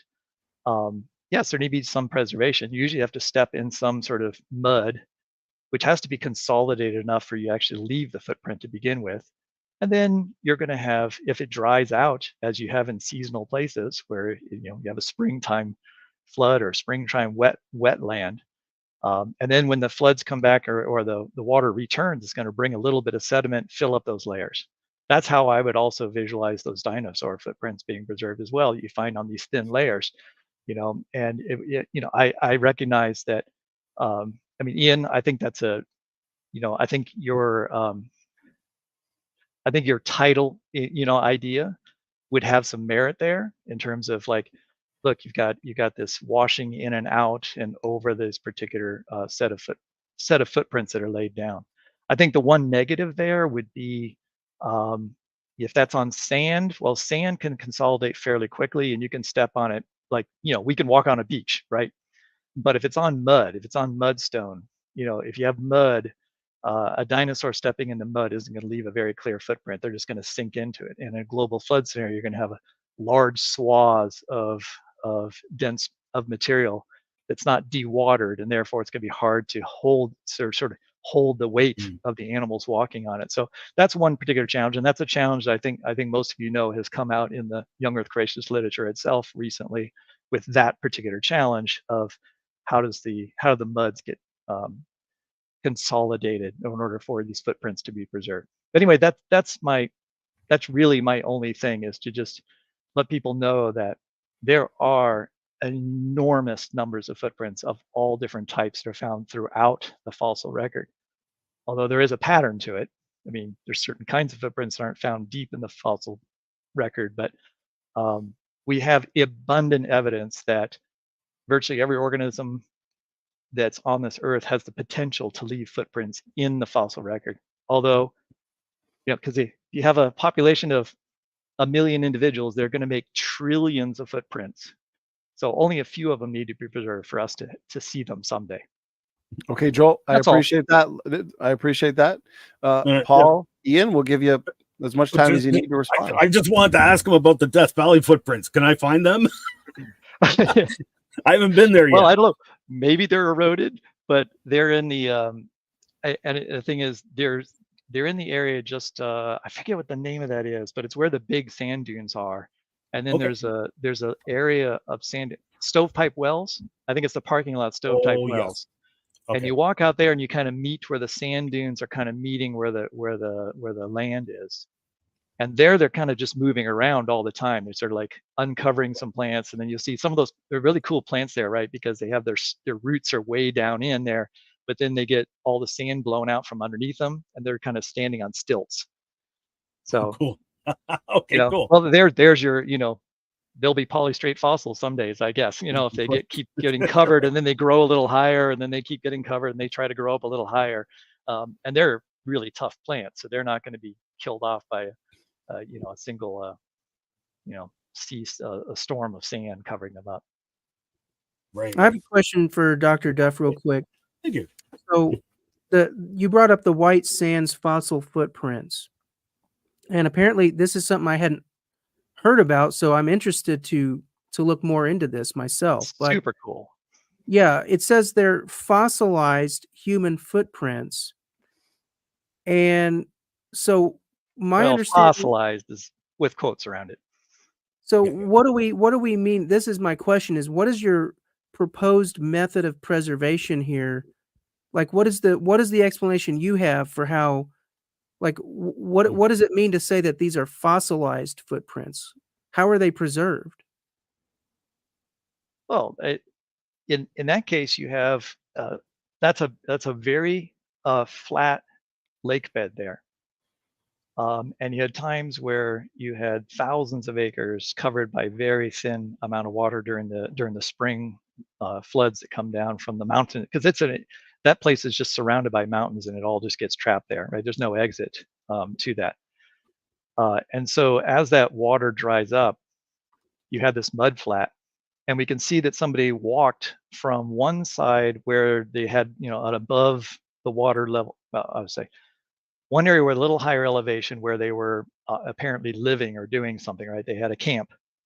And then they walked across this mud flat all the way over to the other side where there was, again, higher elevation in order to, and the actual, the proposal is that because of the way that this individual, they think was a female, the way the footprints work is there's a more deeper impression from the left side than the right. I can't remember if it's right or left, but it suggests that she was carrying a baby or carrying some kind of weight on one side, because then the footprints come back across to the other side again. So the return trip, And in that case, it looks like the same person because the footprints are the same size, but they're not set into the soil the same amount.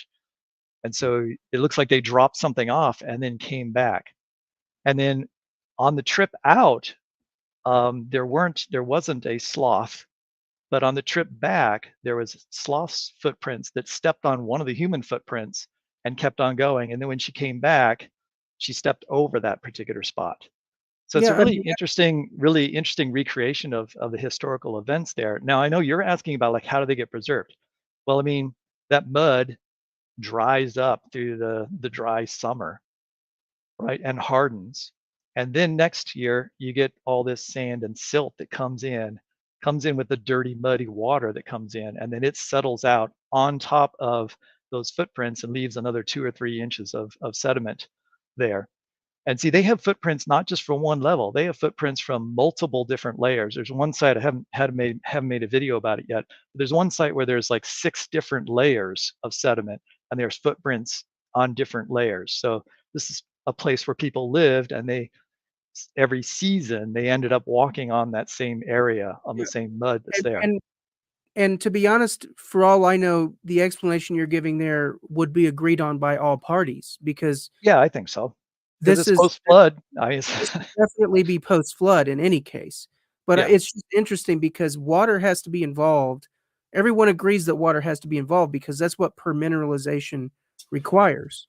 It requires the, infiltration of minerals that are dissolved in water to permeate something. So, even if the mud dries out, that in itself does not produce a fossil, because all you'll get is a cracked, a cracked hard piece of mud that is brittle. You would still need an additional process to turn hardened mud from hardened mud into an actual fossil, and that process still requires water. So everyone seems to agree that the fossil record was laid down by water. We're just only thing we're disagreeing on is the time it took to do it. Yeah, in this case, no one's claiming that these footprints are in rock. I mean, these are in semi-lithified soils at this point, right? There is some lithification going on. It's harder than just, it was muddy yesterday. You can't just take your shovel out there and dig through this. It takes some real, work to get at these different layers. The idea would be that this is still a basin. There's still more sediment that's being deposited there, and it's going to continue to deposit. I don't know, over tens of thousands of years, there could be dozens of feet, if not hundreds of feet of sediment on top of what are these preserved footprints underneath them. You're right, as water filters through all that and the whole set of sediments becomes lithified, eventually that could be rock, in which case someday there'll be footprints discovered in the rock. That's why I'd suggest looking at the South African example or the one in Spain, because those are preserved sand dunes that are rock. I mean, they're hard rock, and yet you can see human footprints in that sand dune. Somebody stepped on that sand dune when it was wet, left their impression, the sand dune dried, and then more sand blew over the top and then filled in those footprints, and then more sand piled on top of that till you eventually had an entire preserved sand dune system that then turned into rock. And now as it's eroding, we see those human footprints come out. Yeah, and I think what you're doing is illustrating the point I tried to make earlier, which is that what we're approaching this, in historical science, we're looking at the present clues and we're trying to piece together what we believe the past events were. And there's no question that with any particular piece of evidence, you can come up with an explanation that fits the timescale you're looking at, or that you want it to use to explain it. But I think what Ian and I are arguing tonight is that not that there's any one particular piece of evidence that proves that the Bible's history about the global flood is true, and it's like a magic bullet piece of evidence. It's a smoking gun, as Dr. Carol Cleland said. I think the argument really is that you get an overall picture. When you look at the full picture, that is more indicative of the Bible's history than it is with Charles Lyell's history and James Hutton's history and Charles Darwin's history. And that's the argument that I think we're making here tonight. It's not that we're trying to show a gotcha. Well, see, this proves the Bible because we found a polystrate fossil.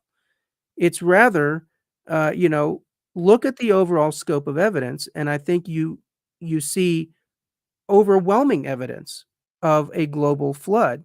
And honestly, my opinion is that if it weren't for the spiritual ramifications behind that claim, there wouldn't be a scientist on this planet that would have a problem with it. They would readily admit it. In fact, they're talking about, looks like maybe, I forget whether it was Mars. It might have been Mars. It looks like there was evidence for a global flood on Mars.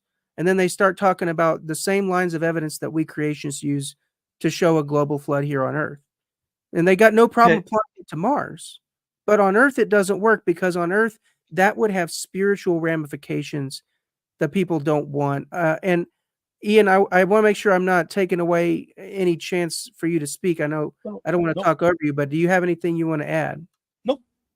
Other than if you're going to dig down with a shovel to the footprints, do it fast and run because they get real mad at you when you do that. Yes. I've tried to go there. You're right. That site is not accessible.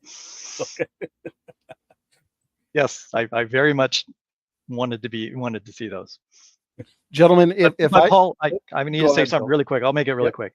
Well, that's all good and well. That was well beyond anything that I was interested in talking about. I only had one point, and that was you talked about the footprints in the fossil record, and you made this statement about how else could those footprints have been formed other than a global flood? You were trying to ascribe the footprints to like necessitating a global flood. All I'm doing is providing examples of footprints not produced in a global flood or in a flood of any manner, really.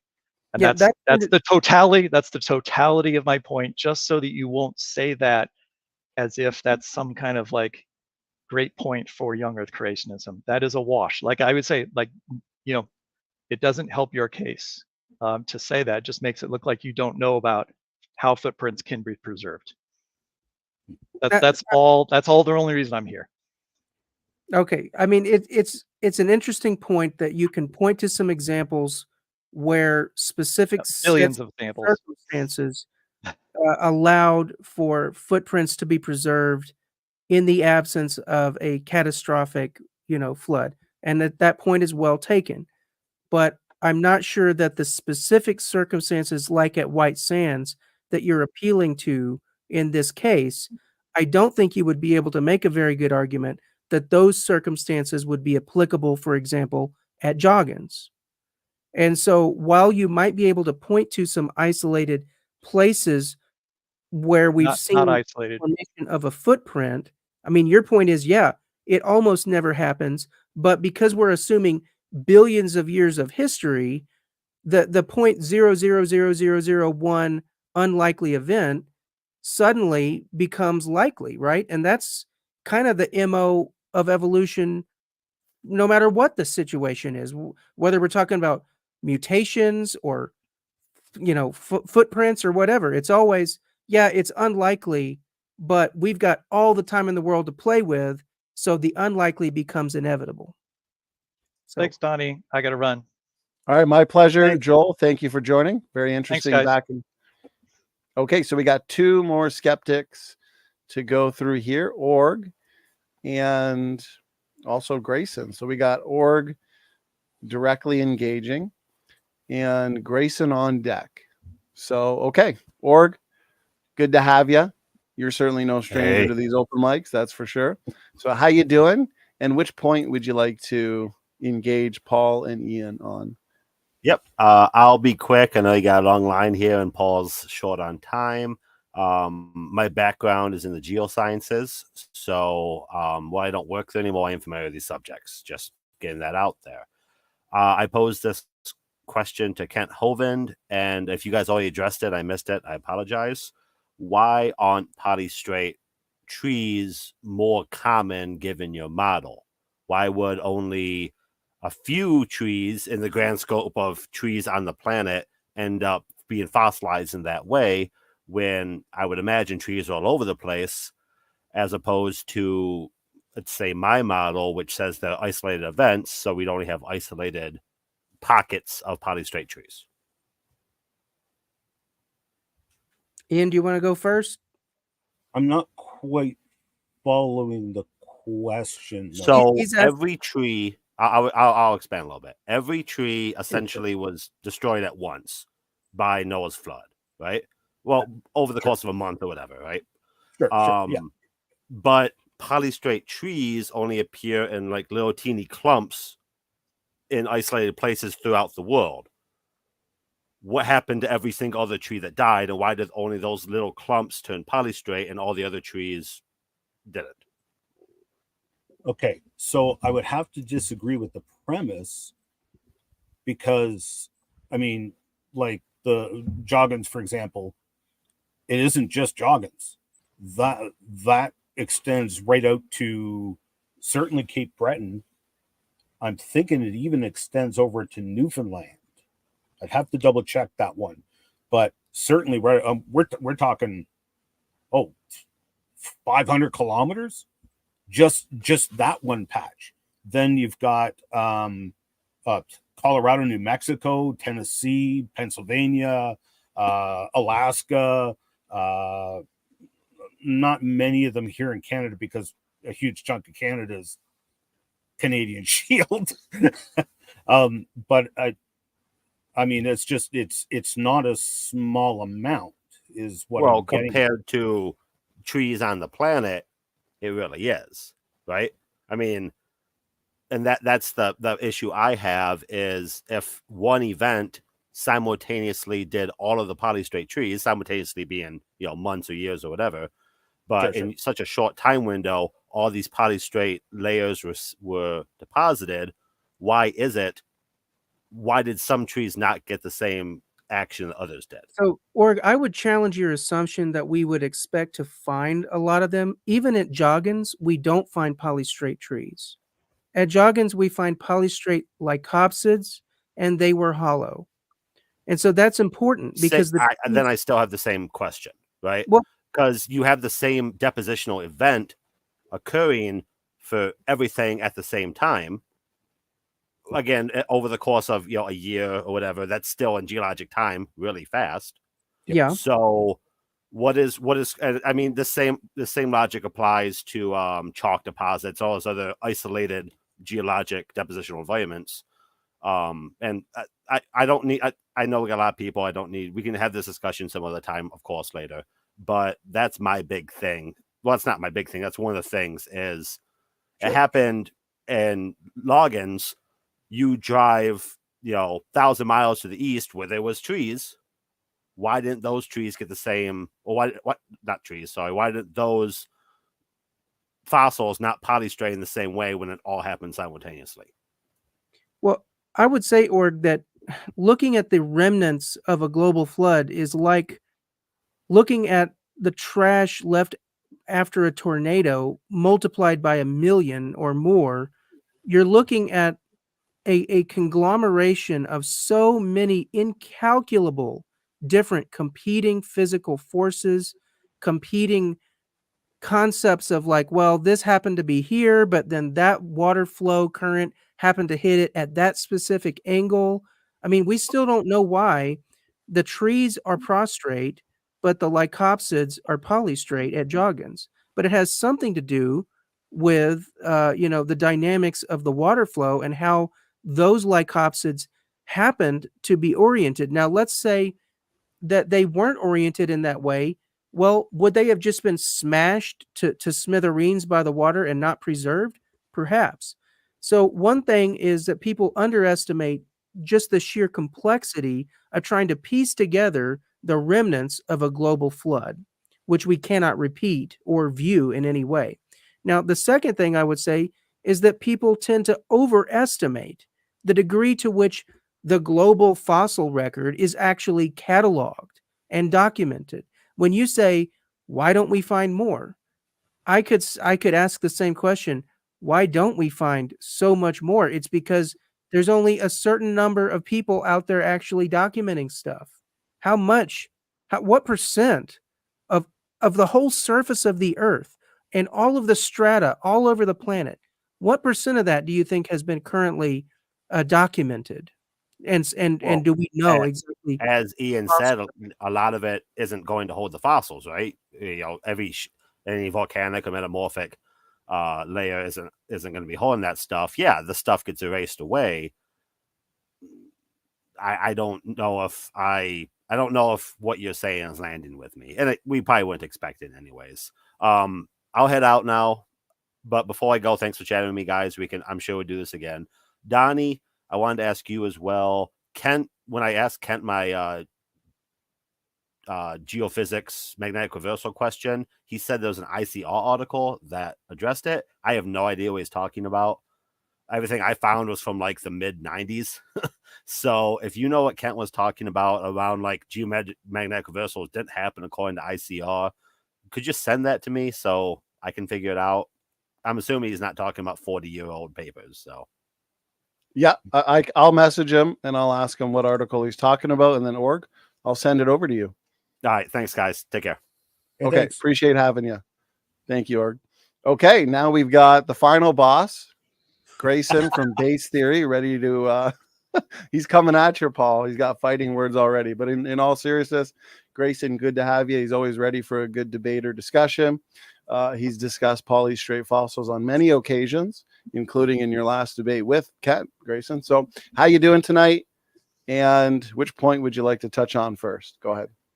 Cool. Thanks for that introduction, Donnie. So unfortunately, I missed y'all's opening presentation. So sorry about that. Donnie kind of alerted my attention to this as it was going on. So when I tuned in, you guys were talking about, you were addressing the question about why aren't polystrate fossils found between two layers that the scientists claim to be millions of years apart. And the answer that I was hearing to that was that, well, if they find a polystrate fossil between two layers, then they will revise their dating of these layers. So do you have an actual example of that happening, or was that just speculation? Well, that was largely just my, I guess, overall picture of how these things tend to be subjectively determined. So, and I also don't mean to imply that that's the only thing that might happen. As I also stated, it's also entirely possible that the scientist would disbelieve their own eyes and refuse to document it and just say, I don't know what that is. Just like Mary Schweitzer had to do her soft tissue experiment, like I think she said 19 times in a row or something before she would believe her own eyes. When you have a strong preconception about what you are supposed to see, you absolutely can refuse to believe your own eyes if you see something that you are not supposed to see. So is it possible that your hypothetical scenario, is it possible that they would revise it? I'm speculating. Yes, it's possible they would revise it, but another possibility is that they just wouldn't document it in the first place. You understand that sounds quite conspiratorial, right? That's your word, not mine. Ian, what do you think? I'm still going back to the question of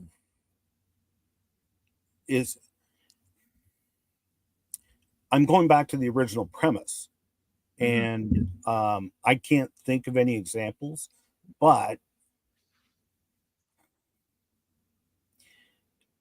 if they did find that, then they would reevaluate it. I mean, because clearly if you've got a polystrate fossil that's going between, say, two major epochs, you're going to wind up reinterpreting the time scale. Exactly. If they even published on it.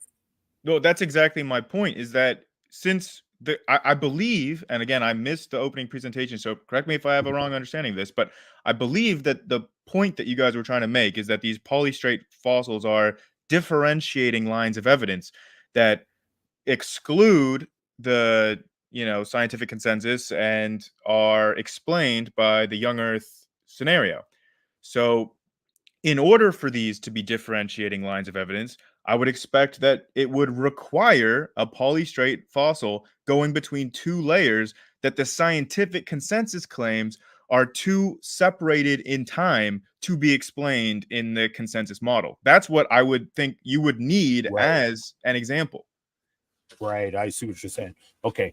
And well, and actually, Paul brought this up at the beginning. So he brought up a quote from John Calder, which I had never actually heard before.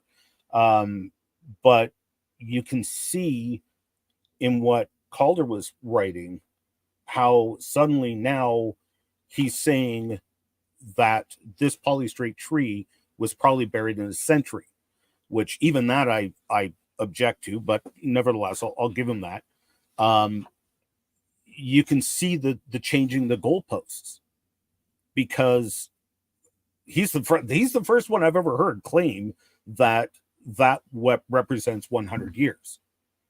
Every other claim has been it takes millions of years per inch.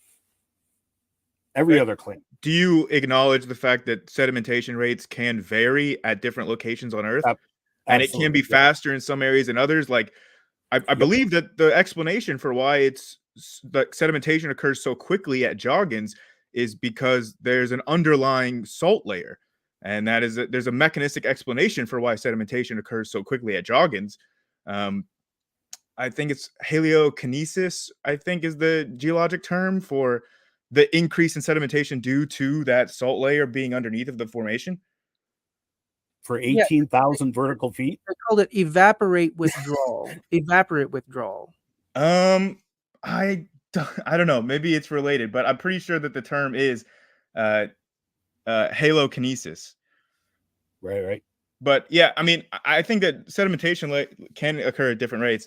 But yeah, I mean, if within the consensus model, these upright fossils are buried pretty quickly within the span of less than 100 years. So I don't understand why y'all are saying that this is differentiating lines of evidence if it's easily incorporated into the consensus. Well, I think, Grayson, to understand what differentiating means, we're not saying that it's impossible for an old earther to come up with any explanation for what we see. Okay, that's not the claim, because if that were the claim, then what we would be saying is that it's falsifying something. And as I explained in my historical science versus operational science presentation, falsification is a deductive process that does not apply to historical science. It applies to operational science. But there is no way you can find a piece of evidence that proves one thing or another about the unobservable distant past. So no, it's not differentiating in the sense that it's impossible for anybody to come up with a story to explain it. That's not the meaning. But rather, it's that it's a good marker of something that fits more elegantly into the global flood model than it does into the gradualism model. Well, so that's your claim, is that it fits more elegantly into the flood model versus the consensus model. But I haven't, again, I'll go back and I'll watch your presentation, but I haven't so far in the conversations I have heard of this, I haven't heard why it fits better for the flood model versus the other. My second part question is just, why is it that for these examples of upright fossils, all the ones that I'm familiar with occur in areas that used to be ancient floodplains? Do you have any example of a polystrate fossil occurring in an area that was not an ancient floodplain? But the very fact that you're claiming it's an ancient floodplain is not independent from the fact that we find polystrate fossils.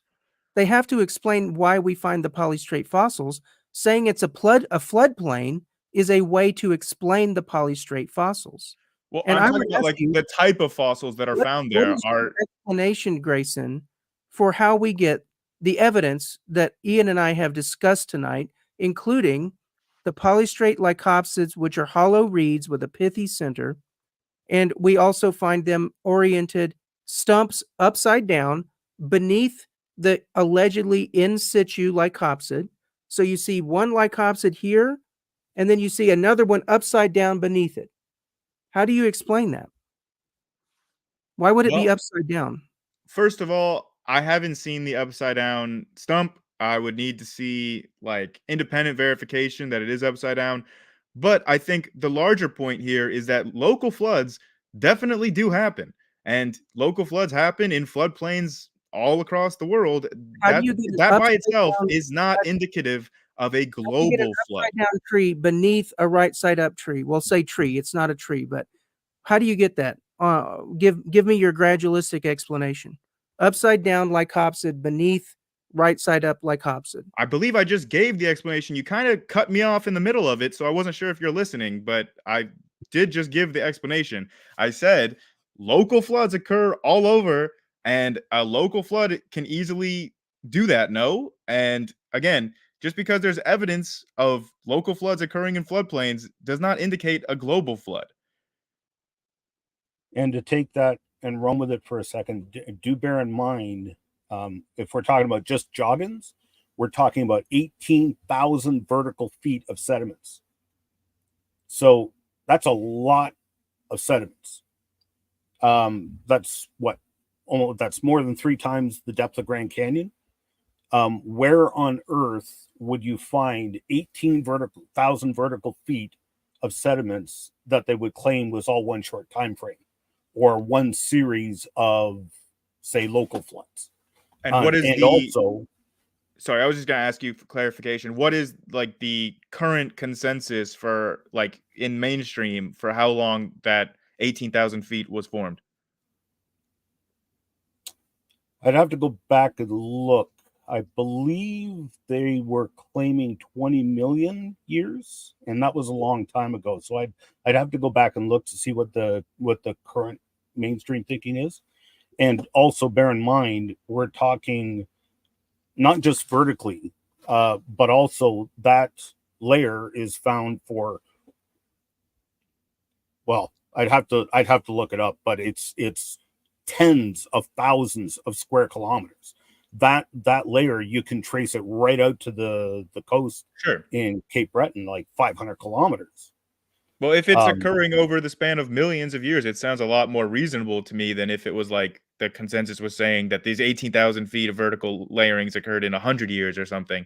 So it doesn't inherently sound unreasonable to me for that to occur over millions of years, but I am not a geologist, so I'm not an expert on Joggins formation or sedimentation or whatever. But it sounds like they're definitely gonna, unless I'm somehow off base here, in order to get from 100 years for one entire like 8-meter tall lycopsid fossil, that's only a century, and you're gonna extrapolate somehow to get like 20 million years out of the formation. There's probably gonna have to be unconformities in there. Sure, why would that be an issue? Well, because it's missing evidence. Again, why is that an issue, though? I don't see why that is necessarily relevant for this discussion. Well, because you claim that sedimentation produces all this evidence, but then for millions of years, nothing happens and there's zero evidence for it. That's a problem. Again, I really don't see how that is an issue here. Like, yes, unconformities do exist. Would I prefer to have a perfect record? Sure, but I mean, the reality is that there are parts missing, and that's not differentiating between these two models for tonight's discussion. But just really quick on just backtracking a little bit, when you brought up Mary Schweitzer, she's made her career off of her discoveries that overturned the consensus. So like, I would think that if a scientist stumbled upon something that actually overturned consensus and they were saying like, well, wait, these layers that are in my textbooks, they're supposed to be millions of years apart, but here's a polystrate fossil going between them. Like, that's a big deal. You can make a career off of figuring out something like that and rewriting the textbooks. I would think the incentives would be pretty clear for the scientist who stumbles across that. Now, that what you just said about Mary Schweitzer is not true. She did not make her career off of the discovery. In fact, she came up against a lot of hostility from colleagues, and her funding was cut. So no, she did not. In the short term, but in the long term, she's famous for making that discovery, and that's like one of the biggest discoveries attached to her name. Or perhaps infamous. Infamous is probably the better word. Like I acknowledge that at first she was coming up with a lot of pushback for her ideas, but she continued and showed empirically that her stance was correct. She had the evidence to support it, and she changed the consensus because she provided the evidence. And like her career is like she's very well positioned in her career now, and this is a big like part of her track record was these discoveries. So I reject your characterization of it, Paul. You're free to do that, but we both agree that she encountered massive hostility and lost her funding. And if I'm a scientist and I don't want to lose my funding and I don't want to encounter massive hostility, then I might think about what I'm doing. You know, yeah, sure. If you don't want to make a groundbreaking discovery that potentially overturns the consensus and you get your name in the history books, sure. It takes a certain character to be willing to swim against the current. And what Mary Schweitzer did, whether she realizes it or not, is that she helped provide some of the strongest evidence for young Earth creationism. Don't be ridiculous now. Has come out of the last 30 years. But I mean, she literally includes a disclaimer on her paper saying, young Earth creationists, this is not evidence of your position. Stop using this as evidence. She literally says that. That is exactly the point. She did not go against consensus. Yeah, she did go against consensus. I mean, no, she did. She still embraces for millions of years. She never challenged that consensus. Yeah, but okay, Ian, you would acknowledge that there's different consensus. Like there's the consensus of the old Earth, sure, but then there was the consensus that things like collagen should not be found in fossilized bone. She overturned that consensus. She didn't overturn the age of the Earth consensus. There's different consensus here. Agreed. So, guys, let's keep it on Joggins and Polystrate fossils for tonight. But it's turning into plus I gotta go. We're way past my bedtime, guys. Yeah. I was going to jump in. I think because we are at the 2 hour and 15-minute mark, I do appreciate the time that Ian and Paul have given to us, and also for the skeptics like you, Grayson, who have joined us. So maybe we'll wrap it up there in terms of the debate portion, and we'll go into some real quick final words, final thoughts. Grayson, thank you for joining. I'll allow you to enjoy the rest of your night. And okay, so to our audience, I appreciate all the super chats, the questions. We really only got through a small fraction of our overall questions tonight, brothers. Maybe at some point in the future, we can do a follow-up on this topic and go through some of these. But for me as a moderator and observer, I would like to do some final words, final thoughts from everybody. Firstly, that was an excellent program with some great discussion, some great interaction with the chat, and some fantastic impromptu debate, very edifying. Maybe I missed some certain aspects of the debate portions, but I didn't see a better explanation provided for the existence of these polystrate trees. I think the Genesis flood best explains the reality of polystrate fossils in general. I saw talk about footprints, for example, with Joel. Org was asking, why don't we see more of these polystrate fossils? But not necessarily a better explanation, a superior explanation to the Genesis flood. Anyways, that was my takeaway. Would you gentlemen agree? And I'd appreciate your thoughts on that. Paul, why don't we start with you? I mean, I would agree that we didn't hear a better explanation given. The only explanation we were given for Joggins was local floods. Right. I find that incredible when you look at the particulars of what we see at Joggins. It does not have that appearance. And the local flood claim still depends on the assumption that the lycopsids are in situ, and we showed evidence tonight that they're not in situ. So I think the local flood claim just does not fit the evidence nearly as well, as a global flood explanation.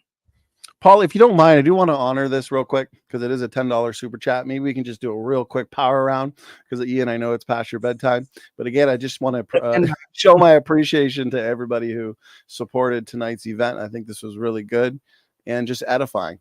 So just talking about $10 super chat. Thanks for the support. So he says, if we horizontally slice multi-layer polystrate fossils, is there a striking gradient of minerals / inclusions that sync with surrounding strata's mineral content, or are they mostly uniform throughout? Did you gentlemen have any thoughts on that? I would be curious to know the answer to that myself. I don't know if anyone has done that kind of a study. Yeah, I'm not sure if I'm following the question here. If he is, if he's referring to, or she, my apologies. If you're referring to, say, for example, the sediments and whatnot inside the polystrate fossils, because they're hollow, the minerals and inclusions are pretty much matched on the inside. But also bear in mind that the stumps, the hollow plants, they are. I don't think I have ever seen one that was not split vertically up the side. And so this split in the trunk would allow the sediments that are burying it to also go inside, which is also an explanation for why we find, say, amphibians in the bottoms of the stumps, because they can go in through that split. It raises intriguing questions, all of it. So I'm sorry. I hope that's what they were asking about. Well, lots of research to be had. That's why it's a great time to be a biblical creationist.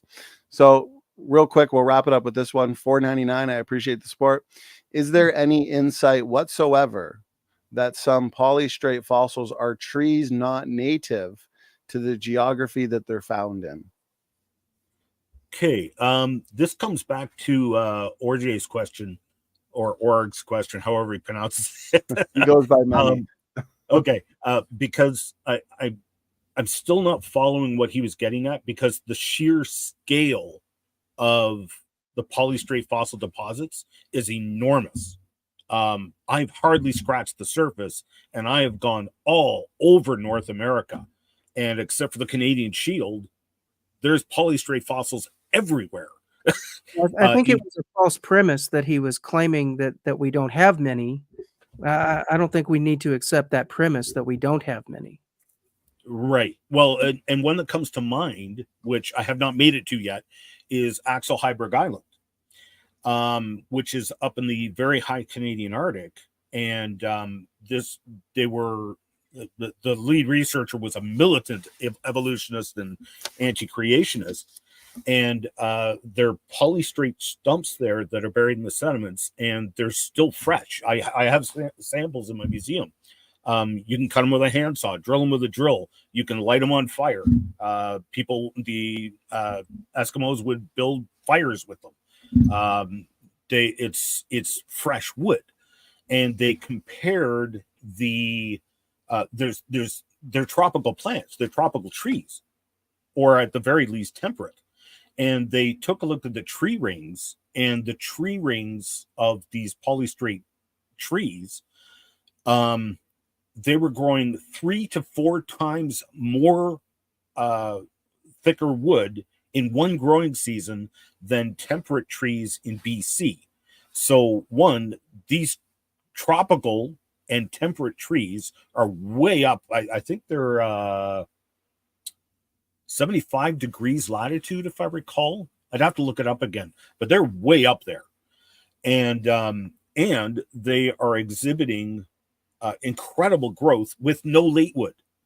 And the late wood is grown in preparation for winter. So in other words, and this is evolutionists saying this, these trees saw no winter at 75 degrees latitude, which is way above the tree line today. Those trees, I would say, are not supposed to be there. That's one example of some polystrate fossils, and they call them fossils even though they're not fossilized. But all right, very good, Ian. You gentlemen have clearly studied this topic, and that's why I was thrilled to have you both here. Ian, I'll throw it to you if you had any quick final words and final thoughts. Do you, I guess, kind of bouncing off of what Paul said in his final words, do you believe that the local flood argument for polystrate fossils is a superior or even equal explanation to that of the Genesis flood, a worldwide flood explaining these? For the simple reason that if you want to call the local flood, that's fine. But if you're talking a local flood that was 500 kilometers in width and stacked up 18,000 vertical feet of sediments, that's not a local flood. That is a global catastrophe. I think we can all agree on that part. We can all agree on that. That's for sure. Okay, gentlemen. Well, this has been excellent. 2.5 hours has flown by. I appreciate the presentation, the answers, and just all of this information. This program definitely deserves 2 or 3 rewatches. So, Ian, I hope this encourages more people to check out the movie that you're going to be releasing soon, if I'm correct on that, on Noah's Flood. NoahFlood.com, not Noah's Flood.com. Okay. There's no S. The guys that made the Ark and the Darkness movie, right? For whatever reason, they got the domain Noah's Flood, even though we've had Noah Flood for like 10 years. But yes, NoahFlood.com, and we even have an ad for the Ark and the Darkness on there right now, going to Noah's Flood. But yes, thank you very much. Right.